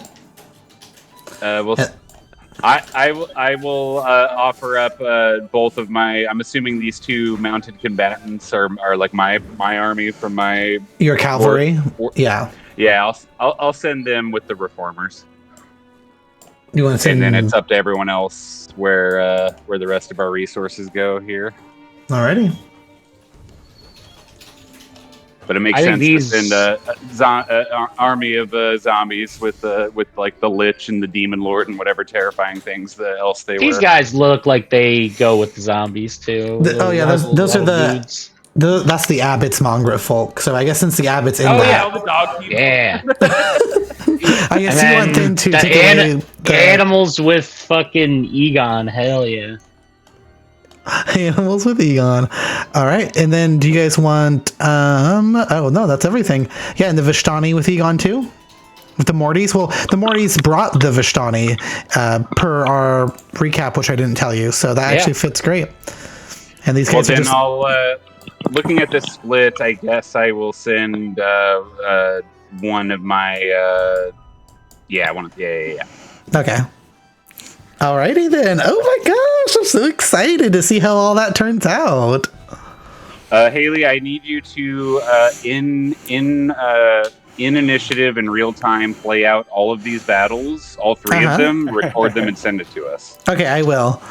Making a roll for each individual there. That'd be so funny. That's gonna be like an 8-hour session. That Yeah. David playing D&D by herself. It'll be a drop-in event. I'll just keep streaming. Okay. You guys can fall in and take over enemies if you want, or Oh hell yeah! That sounds. And I'm gonna walk amongst all of them and give them all 10 temp HP. oh, okay, great. Little extra boonage. Yeah, and I'll show you guys later. But each of the units have a special a leader, and each leader determines like its special abilities and stuff. So like, for example, these guys in just their swarm of people, their leader is the Volache, and she grants custom benefits, whereas like the zombies, their leader's Exanthator, and this guys are the Abbot, so far and so forth. In hindsight, we could have split up and chose teams too, and gone to all locations that way. Hit everyone at once. Luna pops up. Yeah. We're splitting up. Well, I think we're the fourth team. Yeah, I think you guys are heading to the castle. Yeah, Yeah, I know. And the concept. That's the plan is, after assessing the power level of one of these things, watch them all be wildly different, and the Council of Mortys is swirling in an army gets of fucking undead slaughtered out barbarians. there. Yeah. But yeah, you can take the Pukester up to Castle Ravenloft, and I guess if you guys want, you are not going to be assaulted by any crazy guys and the No genies. No genies, nothing like that. The time for that has passed. Whatever lurked within the sky above you has already sent down the Sky Kraken to finish you off, and you have succeeded. And so, indeed, I will give you guys all the benefits of a long rest as you hop in the airship and begin making your way across the lands of Barovia. As you do so, And we're level 21, right? and you're level 21. And as you do so, No takes his backsies. you pass over many places you've been before. As you leave Kresk behind you, you see in Lake Baratok the tower where just recently you had spoken with and interacted with both Ez and the old racist man. And as you're passing by, you can see them mid-sprinting out towards the wagon that you had looked within. Both of them staring up at the sky, frozen in place and in time, terror stricken across their beings. And yet you pass them behind. Damn it, we probably should have talked to him one last time, but guy was a racist. You pass them by, and as you draw up towards the gates of Vallaki, you see hundreds of people fleeing, heading south towards one of the few safe places left, the home of the Dusk Elves, to the south of Vallaki, where you had your interesting interactions with Nim's disguise. And as you make your way over and drop off the first team, Ronnie and Blythe, Alexander and Melina, the forest folk and the cavalrymen, as all of them make contact with the ground below, you see then again at the heart of Vallaki, tearing through what used to be the toy shop and the center of town and everything where the people used to be on their funny looking little stocks and wear the masks before you came and righted that tradition.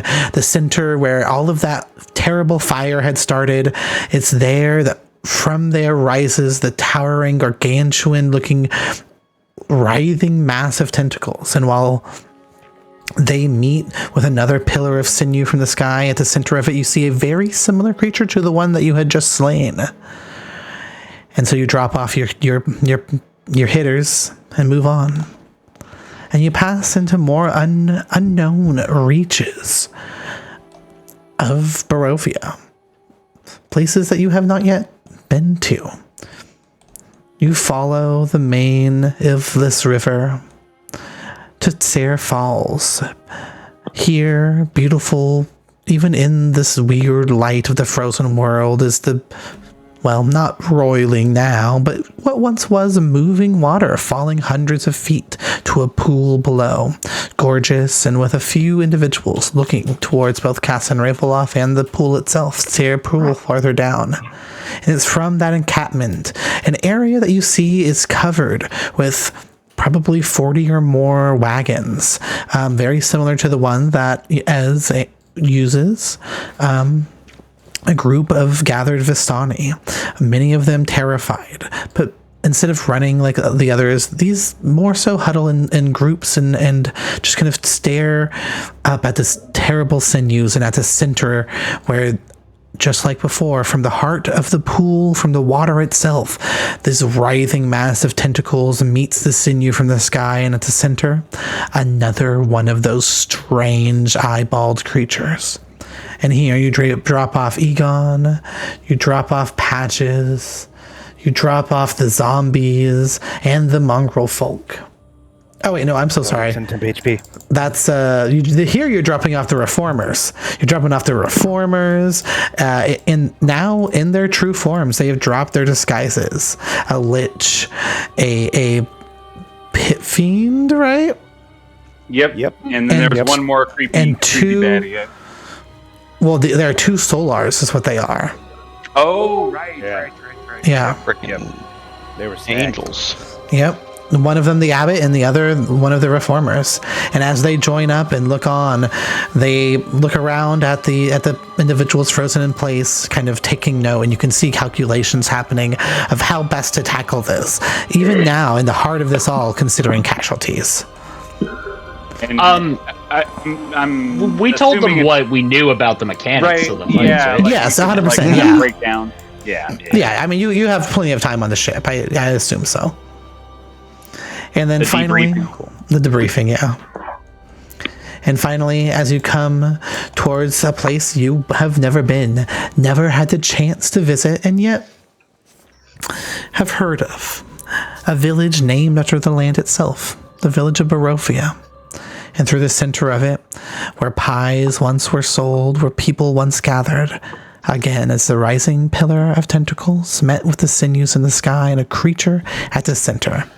And it is here where you drop Egon and the Mortys and the menagerie of animals and Vistani to help out and fight off the very first bastion that many people see when coming to the land of Barovia. And with each of these people dropped off, and with a long rest under your belt, as you have already said your goodbyes, you've already given your orders, and now you have laid down to rest, to prepare yourself for the final battle. And as the last boots hit the ground, you can turn your attention towards what is something beyond fathoming. A tower of tentacles and eyes, of sinews and passion and hatred and pure emotion beating from the heart of Castle Ravenloft. The structures themselves as big as, honestly, huge swaths of Kresk. One tentacle rises and could easily crush the city in two. And yet, similar to some crazy, well, the way that you would see a bolt fired from a weird space flying machine into the heart of some weird space flying star, you see an entryway to this column of writhing tentacles, frozen in place. An entryway, if you so wish, into the heart, which you can only assume and you can only hope will lead you to Castle Ravenloft. And before you leave the light of this world behind and enter into what can only be the tightened grasp of this tentacled world around you, as you finish your long rest is indeed longer than 10 hours or 8 hours to get to the village of Barovia. You all have time to wake up from a long rest. And if you want, before you enter into this terrifying tentacled miasmic maze here, is there any final preparations you would like to do? And I will warn you and prepare you. This here is going to be the final push, my friends. Okay. And I put an asterisk to think on one spell to change during the long rest. Of course. No worries. And this is also where we'll call it. So think on it as well. If there's anything you knew that you wanted to do right off, just let me know. But otherwise, think on it. And I'll see you for the beginning of the end, I guess, next time. Yeah. Are we? I'm game to succeed next week for this. We meet up Thursday. Hell yeah. So we're doing Thursday and Friday, is what you're saying? No.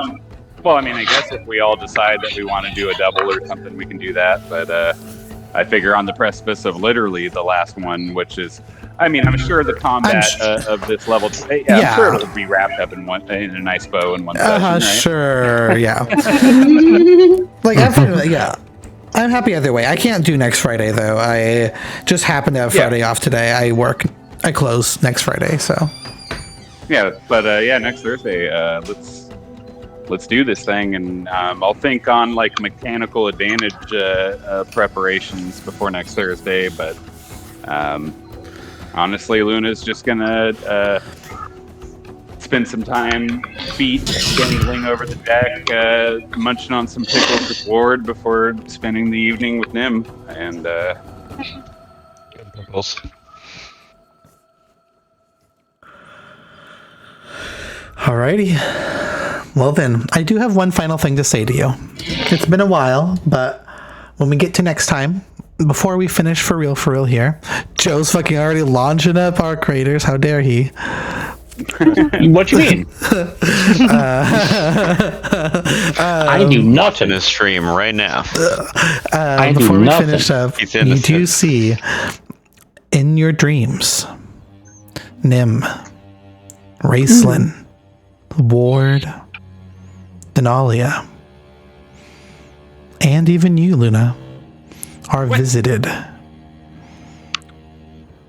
For the four of you first, you're visited by, for the first time since they were released, the person that you could call maybe a patron, someone that you have made a deal with. And we'll go over those dreams later, in private. For you, Luna, also in private, I'll go over the dreams that you had with your wonderful visit with Seluna. oh, Alrighty. Well, GG's, guys, and thanks so much. GG's. All right. Yeah. GG's. Haley, Yeah? give us an epic level. Just do it. Just do it. I don't know. You don't need one. You're already so powerful. Yeah, but I don't think anyone, other than the one time Nim almost died simply just because of the strength siphoning thing, I don't think anyone actually took very much damage at all during that whole thing. No, which I don't was really think so. my indicator on whether or not our troops could handle it, right? It took some resources and a whole mess of damage, but it wasn't like, Oh yeah, no. If we 2 rounds in and people are near death or anything, you know. also like there were mechanics of the fight to figure out if we knew that it would have been more efficient with things. We're very efficient. Well, GG's, y'all. GG's. I'm out of here. Take Yeah, it have a easy. nice one. Bye.